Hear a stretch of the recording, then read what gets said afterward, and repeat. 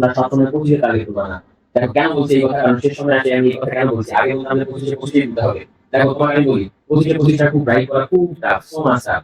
তোমার নাগালের বাইরে অনেক ধরনের কোশ্চেন থাকতে পারে, এই কারণে তুমি যে কয়টা কোশ্চেন পারো সে কয়টা কোশ্চেন লাগাবা। ডিয়ার স্টুডেন্ট, আমরা আজকে যে বিষয়টি দেখব, তোমাদেরকে ইতিমধ্যে আমি বলেছি যে গুচ্ছ অধিভুক্ত বিশ্ববিদ্যালয়ে যা আছে তার কোশ্চেনগুলো আমরা ক্রমান্বয়ে সলভ করার চেষ্টা করব। তারই ধারাবাহিকতায় আজকে আমরা দেখব গুচ্ছ ভর্তি পরীক্ষা 24-25 সালে কোন কোশ্চেনগুলো বায়োলজি থেকে এসেছে। ঠিক আছে, দেখো প্রথম কোশ্চেন যেটা আছে সেটা হচ্ছে যে পাটের আঁশ কোন জাতীয় টিস্যু। এটা হচ্ছে তোমাদের জীববিজ্ঞান প্রথম পত্রের অষ্টম অধ্যায় থেকে নেওয়া একটি কোশ্চেন। ঠিক আছে, টিস্যু ও টিস্যু তন্ত্র।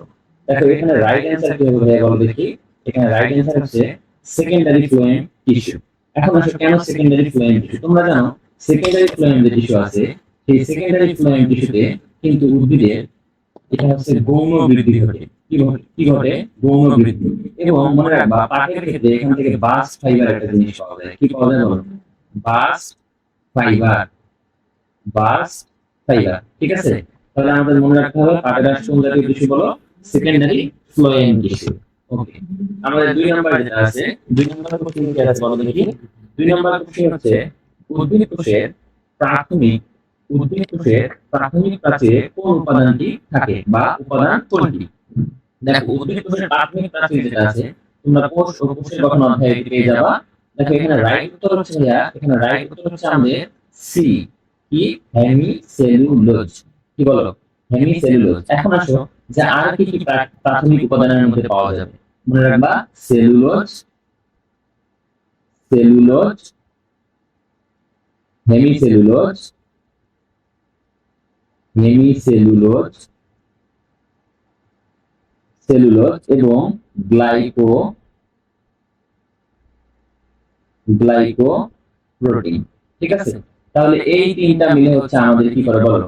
উদ্ভিদ হচ্ছে প্রাথমিক প্রাথমিক যে আছে প্রাচীর, সেই উদ্ভিদের প্রাথমিক প্রাচীর গঠিত হয় এই তিনটা উপাদান দিয়ে, সেলুলোজ, হেমিসেলুলোজ এবং গ্লাইকোপ্রোটিন। তোমাদের বইয়ের নিচে দেখবে একদম এখানে একটা পার্সেন্টেজ দেওয়া আছে, পার্সেন্টেজটা একবার করে নিবা, কারণ এখান থেকে যেহেতু কোশ্চেন এসে গেছে পার্সেন্টেজ থেকে এবছর কোশ্চেন আসতে পারে। ওকে, আমরা এখন পরবর্তী কোশ্চেনে আসবো। দেখো কোন হরমোন ক্ষুধার উদ্বেগ ঘটায়? ক্ষুধার উদ্বেগ ঘটায়। দেখো 3 নাম্বার কোশ্চেনের রাইট অ্যানসার দেখো এই কোশ্চেনটা মোটামুটি একটু ডিপ কোশ্চেন বলতে পারো তোমরা, যে বইয়ে হয়তো অনেকেই না পাইলেও পাইতে পারো, কিন্তু আজকে এখানে শিখে নাও যে এটা রাইট অ্যানসার আছে গ্রেলিন। কি অ্যানসার বলো? গ্রেলিন। এটা মূলত আসে কই থেকে? এটা মূলত আসে পাকস্থলী থেকে। কই থেকে আসে ভাইয়া? পাকস্থলী। ঠিক আছে, তাহলে পাকস্থলী থেকে আসে হচ্ছে আমাদের গ্রেলিন। ইনসুলিন তোমরা জানো ইনসুলিন হচ্ছে আসে অগ্নাশয় থেকে। কোথা থেকে আসে? অগ্নাশয় থেকে। এবং মনে রাখবা এই ইনসুলিন হচ্ছে আসে বিটা কোষ থেকে। কি কোষ থেকে বলো? বিটা কোষ থেকে। ইনসুলিনের কাজ কি? ইনসুলিনের কাজ হচ্ছে রক্তের গ্লুকোজের পরিমাণকে কমায়। রক্তের গ্লুকোজের পরিমাণকে কি করে? কমায়। ঠিক আছে, দেখো সিক্রেট সম্পর্কে একটা তথ্য মনে রাখবা, এটা হচ্ছে প্রথম আবিষ্কৃত হরমোন। সিক্রেট, সিক্রেট মানে কি? গোপন। তোমরা এভাবে মনে রাখবা, প্রথম আবিষ্কৃত হরমোন। আবিষ্কৃত, সরি প্রথম আমি আবিষ্কৃত, আবিষ্কৃত হরমোন। ঠিক আছে, দেখো তাহলে সিক্রেট কি বললাম ভাইয়া? প্রথম আবিষ্কৃত হরমোন। এখন আসো প্যানক্রিয়াটিক পলিপেপটাইড। এই প্যানক্রিয়াটিক পলিপেপটাইড আসে ওই থেকে বলো? অগ্নাশয় থেকে। অগ্নাশয় থেকে। দেখো তোমাদের এই পরিপাক এবং শ্বসনের মধ্যে কয়েক ধরনের কোষ আছে। অগ্নাশয়ের মধ্যে 4 ধরনের কোষ পাবা, পাকস্থলীতে 4 ধরনের কোষ পাবা। তো এই কোষগুলোর কাজ কি খুব ভালো করে জানতে হবে। দেখো এই অগ্নাশয় থেকে আসে যেটা পিপি কোষ, এই পিপি কোষটার কাজ হচ্ছে মনে রাখবা, মানে কি? Pancreatic polypeptide. এটা মূলত ক্ষরণ করে কে বলো? এটা ক্ষরণ করে মূলত গামা কোষ। কে ক্ষরণ করে? গামা কোষ। ঠিক আছে, তাহলে আমরা 3 নাম্বার শেষ করলাম। এখন আসবো পরেরটাতে। কোনটি রেস্ট্রিকশন এনজাইম? 4 নাম্বার কোশ্চেন কি বলছে ভাইয়া বলো? কোনটি রেস্ট্রিকশন এনজাইম? এখানে মনে রাখবা এই কোশ্চেনটাও একটু ইউনিক করা হয়েছে। এই কোশ্চেনটার রাইট অ্যানসার হচ্ছে বি, হিন হিন 3, মানে হিন 3। ঠিক আছে, রোমান সংখ্যা যদি 3 লেখে হিন 3। দেখো কোনটি রেস্ট্রিকশন এনজাইম? মনে রাখবা লাইগেজ যে আছে এ হচ্ছে কি করে বলো? জোড়া লাগায়। লাইগেজ হচ্ছে জোড়া লাগায়। লাইগেজ জোড়া লাগায়। ঠিক আছে? তাহলে আইসোমারেজ এবং প্রাইমেজ এই দুটো তোমরা যখন ডিএনএ রেপ্লিকেশন করবা সেখানে পেয়ে যাবা ইনশাআল্লাহ। আর হিন তাহলে কি করে বলো ভাইয়া? হিন হচ্ছে রেস্ট্রিকশন। রেস্ট্রিকশন মানে কি? কেটে ফেলা, কেটে ফেলা। ওকে, এখন আসো মানব দেহে লাম্বার কশেরুকার সংখ্যা কতটি? মানব দেহে লাম্বার কশেরুকার সংখ্যা কতটি? তোমরা এটা কই পাবা বলো দেখি? তোমাদের কঙ্কালতন্ত্রের যে অধ্যায় আছে 7 নম্বর অধ্যায় জুওলজি, সেখানে পেয়ে যাবা। দেখো লাম্বার কশেরুকার সংখ্যা হচ্ছে, মনে রাখবা 5টি। কয়টি? 5টি। আমি এটা মনে রাখতাম একটা ছন্দ দিয়ে, তোমরা চাইলে মনে রাখতে পারো। সাথোলার, সাথোলার, সাথোলার শক, শক। ঠিক আছে? দেখো শতে হচ্ছে সার্ভাইকাল, থতে হচ্ছে থোরাসিক, লতে হচ্ছে লাম্বার, দন্ত শতে হচ্ছে স্যাক্রাল। এই সব বানানটা আমি একটু অন্যভাবে মনে রাখতাম ক দিয়ে। কতে হচ্ছে কক্সিয়াল। ঠিক আছে? তাহলে এটা মনে রাখার ছন্দ হচ্ছে 7, 7, তারপরে হচ্ছে 12, 5, 4, 4। দেখো এখানে আমাদের একটা মজার ব্যাপার তোমাদের মনে আসতে পারে, যে 5 4 4 কেন বললেন? 5 5 4, 5 5 4 এটা কেন বললেন? এটা পরবর্তীতে আবার রূপান্তরিত হয়, আমরা সেটা পরে পড়বো। তো এই লাম্বার কশেরুকা যেটা আছে, তাহলে তোমাদের মনে রাখতে হবে লাম্বার কশেরুকার সংখ্যা কত? লাম্বার কশেরুকার সংখ্যা হচ্ছে 5টি। ঠিক আছে? লাম্বার কশেরুকার সংখ্যা হচ্ছে 5টি। লাম্বার কশেরুকার সংখ্যা কতটি বলো? 5টি। ওকে, তারপরে আসো যে এখন আমরা পরবর্তী কোশ্চেনে আসবো। 6 নাম্বার কোশ্চেন আসো। 6 নাম্বার কোশ্চেনে কি বলছে? যে ক্রসিং ওভার কোথায় ঘটে? মানে ক্রসিং ওভার মিয়োসিসের কোন পর্যায়ে ঘটে? দেখো 6 নাম্বার কোশ্চেন খুবই গুরুত্বপূর্ণ একটি কোশ্চেন। মনে রাখতে হবে ক্রসিং ওভার কোথায় ঘটে। দেখো ক্রসিং ওভার কিন্তু খুবই গুরুত্বপূর্ণ একটা টার্ম। তোমরা মনে রাখবা এই রাইট অ্যানসার কি ভাইয়া? প্রোফেজ 1। কি বলো? প্রোফেজ 1। এখন আসলে শুধু প্রোফেজ নয় কেন, তোমরা জানো যে মাইটোসিস কোষ বিভাজন যে আছে, মাইটোসিস কোষ বিভাজনের মধ্যে পর্যায় 5টা। একটা হচ্ছে prophase, prometaphase, metaphase, anaphase, telophase. কিন্তু এখানে আমাদের সীমাবদ্ধ নয়, মনে রাখতে হবে যে আরো আছে। সেটা হচ্ছে আমাদের মিয়োসিস কোষ বিভাজন যে আছে, সেই মিয়োসিস কোষ বিভাজনের মধ্যে তোমরা পাবা যে এই প্রোফেজ যেটা পাবা, সেই প্রোফেজের মধ্যে আবার 5টা ধাপ পাবা, তাই না? প্রোফেজ 1 এর মধ্যে 5টা ধাপ পাবা। প্রোফেজ 1 এর মধ্যে 5টা ধাপ কি কি আছে বলো? লেপটোটিন, লেপটোটিন, লেপটোটিন, তারপরে হচ্ছে জাইগোটিন, জাইগোটিন, জাইগোটিন, তারপর আছে কি বলো? প্যাকাইটিন, প্যাকাইটিন, তারপর হচ্ছে ডিপ্লোটিন, ডিপ্লো, ডিপ্লোটিন, আর একটা হচ্ছে ডায়াকাইনেসিস, ডায়াকাইনেসিস। দেখো এটা আমরা মনে রাখবো। তাহলে কি বললাম? প্রোফেজ 1 এ আমাদের 5টা ধাপ আছে, লেপটোটিন, জাইগোটিন, প্যাকাইটিন, ডিপ্লোটিন এবং ডায়াকাইনেসিস। দেখো এর মধ্যে এই যে প্যাকাইটিন আছে, এই প্যাকাইটিন খুব ভালো করে মনে রাখবা। এই প্যাকাইটিন খুবই ইম্পর্টেন্ট। প্যাকাইটিনে মূলত হচ্ছে কায়াজমা পাবা, কায়াজমা, কায়াজমা, কায়াজমা কি জিনিস? মনে রাখবা এক্স আকৃতির অংশকে বলা হয় কায়াজমা। এবং এইখানে মনে রাখবা এই কায়াজমা যেটা পাবা, এই প্যাকাইটিনের মধ্যে আরেকটা জিনিস পাবা, ক্রসিং ওভার, ক্রসিং ওভার। তাহলে ক্রসিং ওভার কোথায় ঘটে বলো দেখি? যদি আরো ক্লিক করে তাহলে তোমরা বলবে প্যাকাইটিন। এবং এটা কার ধাপ? প্রোফেজ 1 এর ধাপ। এই কারণে এখানে রাইট অ্যানসার কি হবে বলো? রাইট অ্যানসার হবে প্রোফেজ 1। ওকে, আমরা এখন পরবর্তী কোশ্চেনে আসবো। দেখো সুপার রাইসে কোন ভিটামিন থাকে? সুপার রাইসে কোন ভিটামিন থাকে? সুপার রাইসে মনে রাখবা ভিটামিন এ থাকে। সুপার রাইসে কি থাকে বলো ভাইয়া? ভিটামিন এ থাকে। ঠিক আছে? ওকে, আমরা পরবর্তী কোশ্চেনে আসি। দেখো মানব দেহের সবথেকে ছোট অস্থি বা ছোট হাড়ের নাম কি? মানব দেহের সবথেকে ছোট হাড়ের নাম কি? খুব ইম্পর্টেন্ট, মনে রাখতে হবে। মানব দেহের সবথেকে ছোট হাড়ের নাম মনে রাখতে হবে। এটা কি হবে বলো দেখি? Stapes, stapes. তাহলে মানব দেহের সবথেকে ছোট হাড়ের নাম কি? স্টেপিস। মনে রাখবা এটা হচ্ছে আমাদের কানের একটা অস্থি, কানের একটা অস্থি। সেখানে মধ্যে তোমরা পাবা মেলিয়াস, ইনকাস এবং স্টেপিস। এই 3 ধরনের অস্থি পাবা। তার মধ্যে সবথেকে ছোট অস্থির নাম কি? স্টেপিস। এখন আসো সবথেকে বড় অস্থির নাম কি তাহলে ভাইয়া? বড় অস্থি মনে রাখবা, বড় অস্থির নাম হচ্ছে পায়ের, পায়ে পাবা। পায়ের কোথায়? মনে রাখবা ফিমার, ফিমার। ফিমারের অস্থি হচ্ছে সবথেকে বড় অস্থি। মনে থাকবে? ওকে, আমরা এখন পরবর্তীতে আসি। কোন হরমোন উদ্ভিদের মূলের বৃদ্ধি নিয়ন্ত্রণ করে? তাহলে দেখো কোন হরমোন উদ্ভিদের মূলের বৃদ্ধি নিয়ন্ত্রণ করে? তোমরা এটা হচ্ছে যে আবার ওই উদ্ভিদ সাহিত্য তত্ত্ব যে আছে, উদ্ভিদ সাহিত্য তত্ত্বে পেয়ে যাবা যে মূলের বৃদ্ধি নিয়ন্ত্রণ করে। মনে রাখবা অক্সিন, মূলের বৃদ্ধি নিয়ন্ত্রণ করে অক্সিন। প্রধানত বৃদ্ধি রিলেটেড যে সমস্ত কাজ আছে এই বৃদ্ধি রিলেটেড কাজসমূহ করে কে বলা হলো কি ভাইয়া? বৃদ্ধি রিলেটেড কাজসমূহ করে অক্সিন। ঠিক আছে, আর আসলে জিবেরেলিন কি করে? মনে রাখবা, জিবেরেলিন হচ্ছে কাণ্ডের কি করে ভাইয়া? কাণ্ডের বৃদ্ধি। জিবেরেলিন হচ্ছে কাণ্ডের বৃদ্ধি। ওকে, আমরা এখন পরবর্তীতে আসি। দেখো, ক্যালভিন চক্রে কিসের সংশ্লেষ ঘটে? 10 নম্বর কোশ্চেন কি ভাইয়া? ক্যালভিন চক্রে কিসের সংশ্লেষ ঘটে? দেখো, ক্যালভিন চক্রে অ্যাকচুয়ালি মনে রাখবে যে ক্যালভিন চক্রে মূলত সংশ্লেষ ঘটে গ্লুকোজের। কার ঘটে ভাইয়া? তোমরা জানো ক্যালভিন চক্রে আমাদের গ্লুকোজ তৈরির ব্যাপার স্যাপার থাকে। তাহলে ক্যালভিন চক্রে কার সংশ্লেষ ঘটবে? গ্লুকোজের। ওকে, আমরা আসি পরবর্তী কোশ্চেন। পরবর্তী কোশ্চেনে দেখো, প্লাজমা মেমব্রেন গঠনের উপাদান কোনটি? তাই না? এখানে লিখছে যে প্লাজমা মেমব্রেন গঠনের উপাদান কোনটি? তোমরা মনে রাখবা, প্লাজমা মেমব্রেন যে কোনো ধরনের আবরণের ক্ষেত্রে বেশিরভাগ সময় প্রোটিন এবং লিপিড, কি বলো? প্রোটিন এবং লিপিড দিয়ে গঠিত হয়। তাহলে প্রোটিন এবং লিপিড হচ্ছে আমাদের প্লাজমা মেমব্রেন গঠনের উপাদান। ওকে, তারপরে আসো দেখো, পেনিসিলিয়াম এর জনন রেণুর নাম কি? পেনিসিলিয়ামের জনন রেণুর নাম মনে রাখবা কনিডিয়া। কনিডিয়া হচ্ছে পেনিসিলিয়ামের জনন রেণুর নাম। কনিডিয়া হচ্ছে কার? পেনিসিলিয়ামের জনন রেণুর নাম। ওকে, তাহলে 13 নম্বর কোশ্চেনে আসো, যে নেমাটোডা পর্বের বৈশিষ্ট্য 9 কোনটি? 13 নম্বর কোশ্চেন কি বলছে দেখো, পরীক্ষা হলে কিন্তু এটা খুব ভালো করে দেখবা, 9 নাকি হয়। খুব ভালো করে এই জিনিসটা খেয়াল রাখতে হবে যেন ভুল না হয়। ঠিক আছে, তাহলে নেমাটোডা পর্বের বৈশিষ্ট্য 9 কোনটি?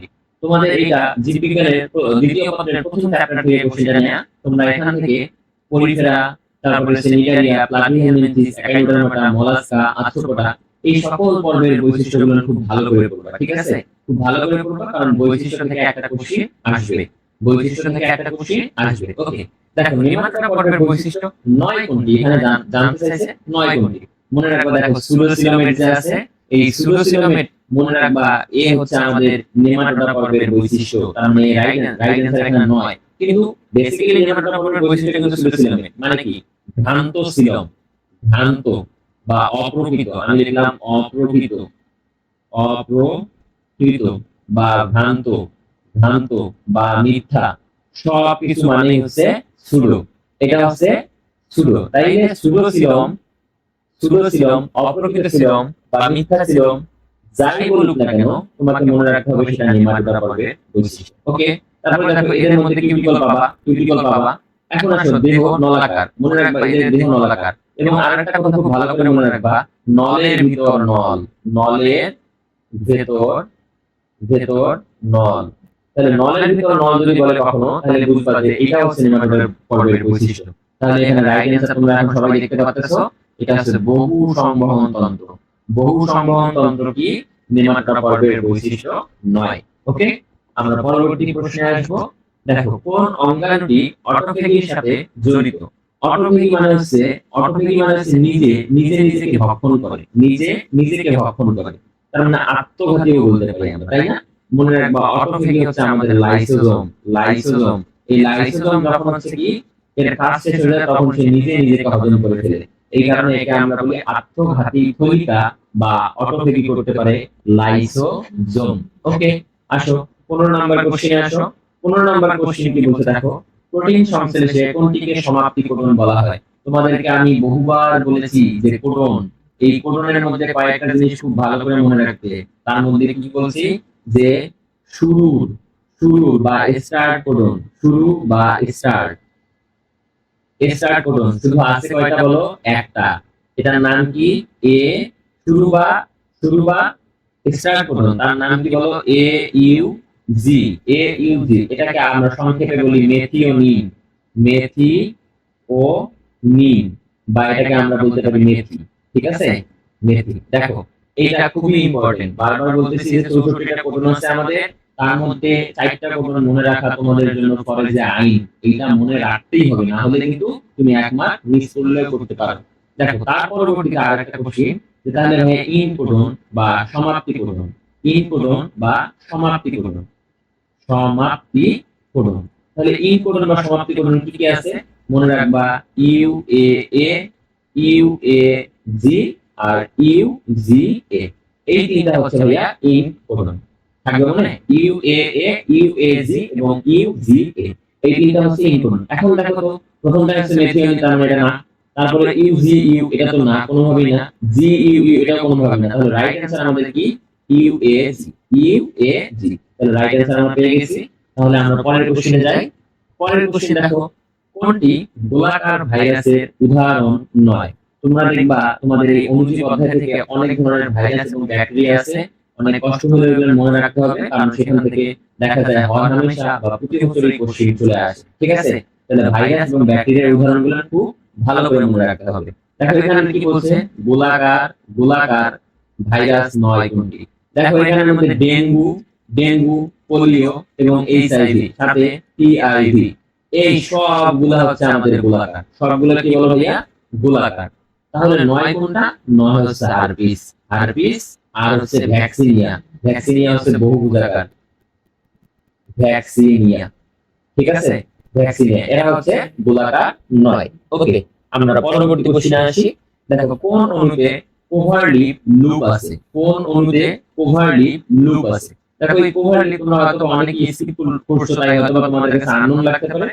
মনে রাখবা আরএনএ তে ওভারলিপ লুপ পাওয়া যায়। এই আরএনএ এর আরো যদি একটু ডিটেইলস বলি, তাহলে টিআরএনএ, তাহলে কি বললাম? টিআরএনএ। টিআরএনএ তে আমরা কি পাবো বলো ভাইয়া? ওভারলিপ লুপ পাবো। তোমরা যদি আমাদের বেসিক ক্লাসগুলো যেগুলো আছে, তো এই বেসিক ক্লাসগুলো ফুল দমে করো, তাহলে তোমাদের এই জিনিসগুলো আর কোনো সমস্যা হবে না। তোমরা এই লুপ সম্পর্কে খুব ভালো বিস্তারিত জানতে পারবা। ওকে, আমরা পরবর্তী কোশ্চেনে আসি। দেখো প্রোটন পাম্প মতবাদ অনুযায়ী কোন আয়ন পত্ররন্ধ্র খোলা ও বন্ধ হওয়া নিয়ন্ত্রণ করে? খুবই জনপ্রিয় একটি কোশ্চেন এবং প্রতি বছরই দেখা যায় যে মোটামুটি চলে আসছে। দেখবা যে যে কোনো ইউনিভার্সিটিতে চলে আসছে। তোমরা ইতিমধ্যে অনেকগুলো ইউনিভার্সিটির পরীক্ষা দিছো, তোমরা দেখে দেখে থাকছো যে হয়তো বা অনেক জায়গায় এই কোশ্চেনটা তোমরা ফেস করছো। তাহলে এই কোশ্চেনটা ভুল করা যাবে না কোনোভাবেই। এই কোশ্চেনের রাইট অ্যান্সার কি বলো? এই কোশ্চেনের রাইট অ্যান্সার হচ্ছে পটাশিয়াম। মনে থাকবে? তাহলে পটাশিয়াম হচ্ছে আমাদের কি করে? পত্ররন্ধ্র খোলা এবং বন্ধ হওয়া নিয়ন্ত্রণ করে। আমরা পরবর্তী কোশ্চেনে আসি। পরবর্তী কোশ্চেন কত ভাইয়া? 19 নাম্বার কোশ্চেন। দেখো প্রতিটি সজীব উদ্ভিদ কোষের পূর্ণাঙ্গ উদ্ভিদে পরিণত হওয়ার ক্ষমতাকে কি বলে? তোমরা মনে রাখবা একটা উদ্ভিদ আর একটা উদ্ভিদে পরিণত হওয়ার ক্ষমতা যেটা আছে, এটাকে বলা হয় টোটিপটেন্সি। কি বলা হয় ভাইয়া?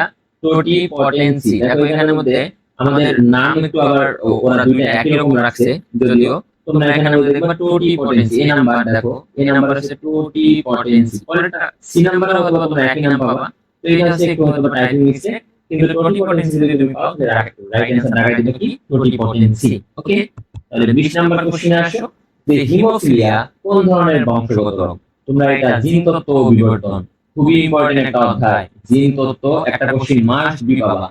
জিন তত্ত্ব ও বিবর্তন, দেখো জিন তত্ত্ব ও বিবর্তন থেকে একটা কোশ্চেন মাস্ট বি পাবা। জিন তত্ত্ব ও বিবর্তনের মধ্যে অনুপাত আছে এবং রোগ সম্পর্কে তোমাদের আমি আগে বলে রাখি, অনুপাত যেগুলো আছে এগুলো খুব ভালো করে জানতে হবে এবং রোগগুলো খুব ভালো করে জানতে হবে। তাহলে তোমরা এখান থেকে 1 মার্ক কমন পেয়ে যাবা। দেখো হিমোফিলিয়া কোন ধরনের বংশগত রোগ? মনে রাখবা এক্স লিঙ্ক বা সেক্স লিঙ্ক ডিসঅর্ডার হচ্ছে আমাদের এই হিমোফিলিয়া। এক্স লিঙ্ক বা কি সেক্স লিঙ্ক ডিসঅর্ডার হচ্ছে আমাদের কি? হিমোফিলিয়া। ওকে, তার পরবর্তী কোশ্চেন আসো। তার পরবর্তী কোশ্চেন দেখো, বাংলাদেশের কোন জিএমও ফসলটি সরকার অনুমোদন দিয়েছে? এগুলো মুখস্থ টাইপ করা, এখানে তো আর বোঝানোর কিছু নাই। মনে রাখবা বিটি ব্রিঞ্জাল। বিটি ব্রিঞ্জাল হচ্ছে আমাদের কি? সরকার জিএমও অনুমোদন দিয়েছে। ওকে, পরবর্তীতে আসো। রক্তের রক্তের কোন কোষে অ্যান্টিবডি তৈরি হয়? অ্যান্টিবডি তৈরি হয় কোন কোষে? তোমাদের একটু বিস্তারিত বলে নেই, কারণ এই জায়গাটা আমার কাছে খুবই ইম্পর্টেন্ট মনে হয় সবসময়। মনে রাখবা যে লিম্ফোসাইট হচ্ছে আমাদের কি করে? অ্যান্টিবডি তৈরি করে। কি করে? অ্যান্টিবডি তৈরি করে। তাহলে এখান থেকে একটু দেখি আমরা। তোমরা জানো যে ডাব্লিউবিসি যে আছে, এই ডাব্লিউবিসি এর মধ্যে আমাদের দুই ধরনের জিনিস পাবো। একটা পাবো আমরা অদানাদার, অদানাদার, অদানাদার, আর একটা পাবো আমরা দানাদার, দানাদার। আজকে ভালো করে শিখে যাও, এখান থেকে ভালো করে শিখে যাও, সারা জীবন কাজে লাগবে। দেখো অদানাদারের মধ্যে আমরা দুইটা জিনিস পাবো। একটা পাবো আমরা মনোসাইট, আর একটা পাবো আমরা কি বলো? লিম্ফোসাইট, আর দানাদারের মধ্যে আমরা তিনটা জিনিস পাবো। একটা পাবো আমরা নিউট্রোফিল, একটা পাবো আমরা বেজোফিল, একটা পাবো আমরা ইওসিনোফিল। ইওসিনোফিল। দেখো তোমরা এই কয়েকটা জিনিস তোমরা দেখে থাকছো, অনেক দিন পরে আসছো, তারপরে আর একটু বলতেছি তোমাদের। আমি জানি তোমরা একজন পারবা, সব শেষ সময় আছে, এগুলো ভুল করার কোনো চান্স নাই, তাই না? দেখো মনোসাইট, মনে রাখবা এই মনোসাইট এবং এই নিউট্রোফিল, মনোসাইট এবং নিউট্রোফিল পড়ার সময় কৌশল করে পড়বা। MN phagocytosis, MN phagocytosis, phagocytosis কেন বললাম? দেখো মনোসাইট এবং নিউট্রোফিল দুটোই ফ্যাগোসাইটোসিস করে। ক্লিয়ার? দেখো লিম্ফোসাইট যে আছে, তুমি যখন পড়তে যাবা দেখবা যে এই লিম্ফোসাইট হচ্ছে আবার তিন ধরনের। লিম্ফোসাইট কয় ধরনের? তিন ধরনের। একটা হচ্ছে বি লিম্ফোসাইট, একটা হচ্ছে টি লিম্ফোসাইট, আর একটা হচ্ছে এনকে সেল। NK sell. তাহলে আরেকটা কি ভাইয়া? NK cell. ঠিক আছে? দেখো তাহলে আমাদের লিম্ফোসাইট থেকে বি লিম্ফোসাইট যেটা আছে এটা হচ্ছে অ্যান্টিবডি তৈরি করে। তাহলে অ্যান্টিবডি তৈরি করে কে? বি লিম্ফোসাইট অথবা লিম্ফোসাইট। মনে রাখবে? অ্যান্টিবডি মনে রাখবে? ওকে। তাহলে আসো বেজোফিল। বেজোফিল দুইটা জিনিস করে। বেজোফিল করে হেপারিন, হেপারিন, হেপারিন এবং হিস্টামিন। এবং কি বলো ভাইয়া? হিস্টামিন। তাহলে হেপারিন এবং হিস্টামিন ক্ষরণ করে কে? আমাদের বেজোফিল। মনে রাখবা হেপারিন যে আছে এ রক্তকে জমাট বাঁধতে দেয় না, আর হিস্টামিন যে আছে এ হচ্ছে দেহের রোগ প্রতিরোধ ক্ষমতা বৃদ্ধি করে। এখন আসলে ইওসিনোফিল কেন বাদ থাকে এটাকে শেষ করি। ইওসিনোফিল মনে রাখবা অ্যালার্জি অ্যান্টিবডির বিরুদ্ধে কাজ করে। অ্যালার্জি, অ্যালার্জি, অ্যালার্জি অ্যান্টিবডির বিরুদ্ধে কাজ করে। অ্যান্টিবডি বিরুদ্ধে কাজ করে। বিরুদ্ধে, বিরুদ্ধে কাজ করে। ওকে। তাহলে এবং কৃমির লার্ভা ধ্বংস করে। এবং কি করে বলো? কৃমির লার্ভা ধ্বংস করে। কৃমির লার্ভা ধ্বংস করে। লার্ভা ধ্বংস করে। দেখো এই যে ছোট্ট একটা পড়াশোনা তোমাদের করাই না, দেখবা যে ইনশাআল্লাহ এখান থেকে একটা কোশ্চেন তোমরা কমন পেয়ে যাবা, যদি কপাল ভালো থাকে আর কি। ওকে। তাহলে আসো 23 নাম্বার কোশ্চেনটা কি বলছে? মানব দেহের সবথেকে বড় লালা গ্রন্থি কোনটি? তোমরা জানো মানব দেহের মধ্যে কয় ধরনের লালা গ্রন্থি পাওয়া যায় বলো? 3 ধরনের। কয় ধরনের পাওয়া যায় বলো? 3 ধরনের। তাহলে 3 ধরনের লালা গ্রন্থি তোমরা জানো ভালো করে, কি কি পাওয়া যায় বলো? কি কি পাওয়া যায়? একটা পাওয়া যায় হচ্ছে প্যারোটিড, প্যারোটিড, প্যারোটিড। আরেকটা পাওয়া যায় কি বলো? আরেকটা পাওয়া যায় হচ্ছে সাবমেন্ডিবুলার, সাবমেন্ডিবুলার। আরেকটা পাওয়া যায় সাবলিঙ্গুয়াল, সাবলিঙ্গুয়াল। অবস্থানটা খুব জরুরি, অবস্থানটা মনে রাখবা। দেখবে যেখান থেকে হিউজ কোশ্চেন আসে। এই প্যারোটিড যেটা আছে এখান থেকে মনে রাখবা এ থাকে কানের নিচে। কোথায় থাকে ভাইয়া? কানের নিচে। আর মেন্ডিবলের নিচে। সাব মানে নিচে, মেন্ডিবল মানে তো মেন্ডিবল। তাহলে এটা মেন্ডিবলের নিচে। আর সাবলিঙ্গুয়াল মনে রাখবা, লিঙ্গুয়াল মানে হচ্ছে জিহ্বা। তাহলে এটা হচ্ছে কি? জিহ্বার নিচে। জিহ্বার নিচে। ঠিক আছে? দেখো তাহলে আমরা কি পাইলাম? এখানে 3 ধরনের লালা গ্রন্থি পাইলাম। তার মানে মোট দুইটা কান, তার মানে এক জোড়া করে থাকবে। তাহলে মোট কত জোড়া? 3 জোড়া। 3 ধরনের কত জোড়া ভাইয়া? 3 জোড়া বা 6টি, তাই না? 3 জোড়া লালা গ্রন্থি পাবা। দেখো এদের মধ্যে সবথেকে বড় হচ্ছে আমাদের এই প্যারোটিড। সবথেকে বড়, সবথেকে বড় হচ্ছে আমাদের প্যারোটিড। তাহলে এখানে রাইট অ্যানসার কি বলো তোমরা? তাহলে রাইট অ্যানসার হচ্ছে প্যারোটিড গ্রন্থি। তাহলে বলো মানব দেহের সবথেকে বড় লালা গ্রন্থির নাম কি? প্যারোটিড গ্রন্থি। ওকে। তাহলে আমরা পরবর্তী কোশ্চেনে আসি। দেখো কোন এনজাইম দুধের কেসিনোজেনকে কেসিনে রূপান্তর করে? তোমাদের এটা পরিপাক প্রশোষণ থেকে নেওয়া একটা কোশ্চেন। পরিপাক প্রশোষণ খুবই ইম্পর্টেন্ট। সব এনজাইমের নাম মনে রাখতে হবে। সকল ধরনের এনজাইম, সকল ধরনের ধরনের এনজাইম, এনজাইম। তোমরা যদি আমাদের পেইড ক্লাসগুলো করো তাহলে এনজাইম কত সহজে মনে রাখা যায় তাহলে বুঝতে পারবা। বিশেষ করে যারা 26 যদি কেউ দেখে থাকো তাহলে তোমরা অবশ্যই আমাদের কোর্সটা পারচেজ করবা। তাহলে দেখবা যে তোমরা এখান থেকে কত ভালো সুবিধা পাও। ওকে। সকল ধরনের এনজাইম আমাদের মনে রাখতে হবে। তাহলে এখানে রাইট অ্যানসার কি বলো ভাইয়া? আমাদের রাইট অ্যানসার হচ্ছে রেনিন। পেপসিনের কাছে কি মনে রাখবা? পেপসিন হচ্ছে আমাদের আমিষ পরিপাক করে। আর পেপটন নিজে একটা আমিষ। আসো পরবর্তীতে আসো 25 নাম্বার লাস্ট কোশ্চেন 2024-25 সেশনে আসা কোশ্চেনের মধ্যে। দেখো নিম্নের কোনটি গ্লাইকোলাইসিস ও ক্রেবস চক্রকে সংযোগ করে? তোমরা জানো যে গ্লাইকোলাইসিস, আমি যদি লিখে দেই গ্লাইকোলাইসিস, এটা হচ্ছে কোথায়? উদ্ভিদ সাহিত্য থেকে। গ্লাইকোলাইসিস, এই গ্লাইকোলাইসিস পরবর্তী ধাপ হচ্ছে অ্যাসিটাইল কোয়ে, অ্যাসিটাইল কোয়ে। তার পরবর্তী ধাপ হচ্ছে ক্রেবস তার পরবর্তী ধাপ হচ্ছে ক্রেবস চক্র এবং তার পরবর্তী ধাপ হচ্ছে ইটিসি মানে ইলেকট্রন ট্রান্সপোর্ট চেইন। দেখো তো এই গ্লাইকোলাইসিস এবং আমাদের এই ক্রেবস চক্র এই দুটার মধ্যে সংযোগ কে দিছে বলো তো দেখি? অ্যাসিটাইল কোই না? তাহলে এখানে সংযোগটা কে দিছে বলো দেখি? অ্যাসিটাইল কোই। তাহলে রাইট অ্যান্সার কি হবে? অ্যাসিটাইল কোই। ক্লিয়ার? তাহলে দেখো এখানে আমাদের 2024-25 সেশনের সকল কোশ্চেন সলভ হয়ে গেল। তোমাদের যদি কখনো কোশ্চেন থাকে বা কোনো কোশ্চেন থাকে তাহলে অবশ্যই কমেন্ট বক্সে কমেন্ট করবা, আমি সবগুলো রাইট অ্যান্সার বা তোমাদের বিস্তারিত আরো জানানোর চেষ্টা করব। দেখো কেন এই কোশ্চেন সলভ গুলো এখন তোমাদের জরুরি? মনে রাখবা এই কোশ্চেন সলভ গুলো কেন জরুরি, কারণ হচ্ছে এই কোশ্চেন জিএসসি বা যে কোনো ইউনিভার্সিটি একটা প্যাটার্ন মেনে কোশ্চেন করে। মনে রাখবা দেখবা যে কিছু কিছু সিলেক্টেড টপিক থেকে ওরা বারবার করে কোশ্চেন করে, যে টপিকগুলো থেকে কোশ্চেন আসছে দেখবা যে পরবর্তীতে ওখান থেকে কোশ্চেন আসবে এবং আমি এটা লিখে দিতে পারবো যে ওখান থেকে কোশ্চেন আসবে, তাই না? এই কারণে আমাদের ওই টপিক অ্যানালাইসিস করতে হবে। এই কোশ্চেনগুলো কোথা থেকে আসছে, কোন অধ্যায় থেকে আসছে, সেই টপিকগুলো তোমরা খুব ভালো করে অ্যানালাইসিস করবা। ওকে, পরবর্তীতে আমাদের আসো 2023 এবং 24 কত ভাইয়া বলো দেখি? 2023 এবং 2024 সেশনে আসা কোশ্চেনগুলো দেখবো এখন। দেখো 23-24 সেশনে অ্যাকচুয়ালি কি কি কোশ্চেন আসছে সেটা দেখবো।